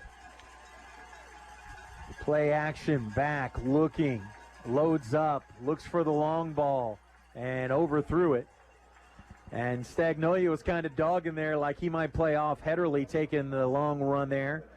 And of course, we didn't talk much about it, but how about the dramatic fashion on how Coffman got into this one with that last-second Hail Mary there. And the last few seconds will run off. And there's your final score. The Trojans move on to round 3 of the playoffs. And the Jacks Heating, Air Conditioning, and Plumbing scoreboard, Findlay 38, Dublin Coffman 8. And we'll be back with the Kirk Chiropractic Athletes in Motion postgame show after this on 1330 WFIN. Christmas is in the air at the Granary. Mark your calendar for November 12th and 13th. Decorating ideas, special surprises, or find that perfect gift. Join us as we celebrate the coming of our Savior's birth. Don't miss our special preview Thursday, November 11th from 5 to 8. A donation will be made to Tunnels to Towers. They pay off mortgages for families of fallen heroes, along with building smart homes for wounded veterans and first responders. Simply amazing. The Granary, County Road 236 south of Walgreens. AmazingHomeFurnishings.com. At Kirk Chiropractic, we keep bodies in motion. We can keep your athlete in the game and not on the sidelines. We treat the person and not the symptoms so you can have long-term pain relief. And we teach you how to keep the pain from returning. Our mission is keeping people well, and that's exactly what we do at Kirk Chiropractic. We welcome the opportunity to treat your family at our office on the corner of South Main and Lima Avenue in Findlay. Online at kirkchiro.com. At Kirk Chiropractic, we are keeping bodies in motion. It's that time of the year again. Who has time to cook between practices and games? Let Angelo's Pizza and Carry take care of that for you. Angelo's Pizza and Carry has been in business now 46 years and is still known for the best pizza in town. Home of the family combo.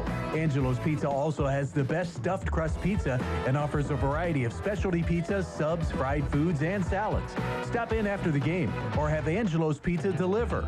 They deliver within a 12-mile radius. Check them out on Facebook or call Angelo's Pizza today. The loss of a pet can be devastating. It's a member of your family. They greet you at the door when you get home from a hectic day. This is Andrew Crates with Cauldron Crates Funeral Homes. We know taking care of them after they pass is difficult.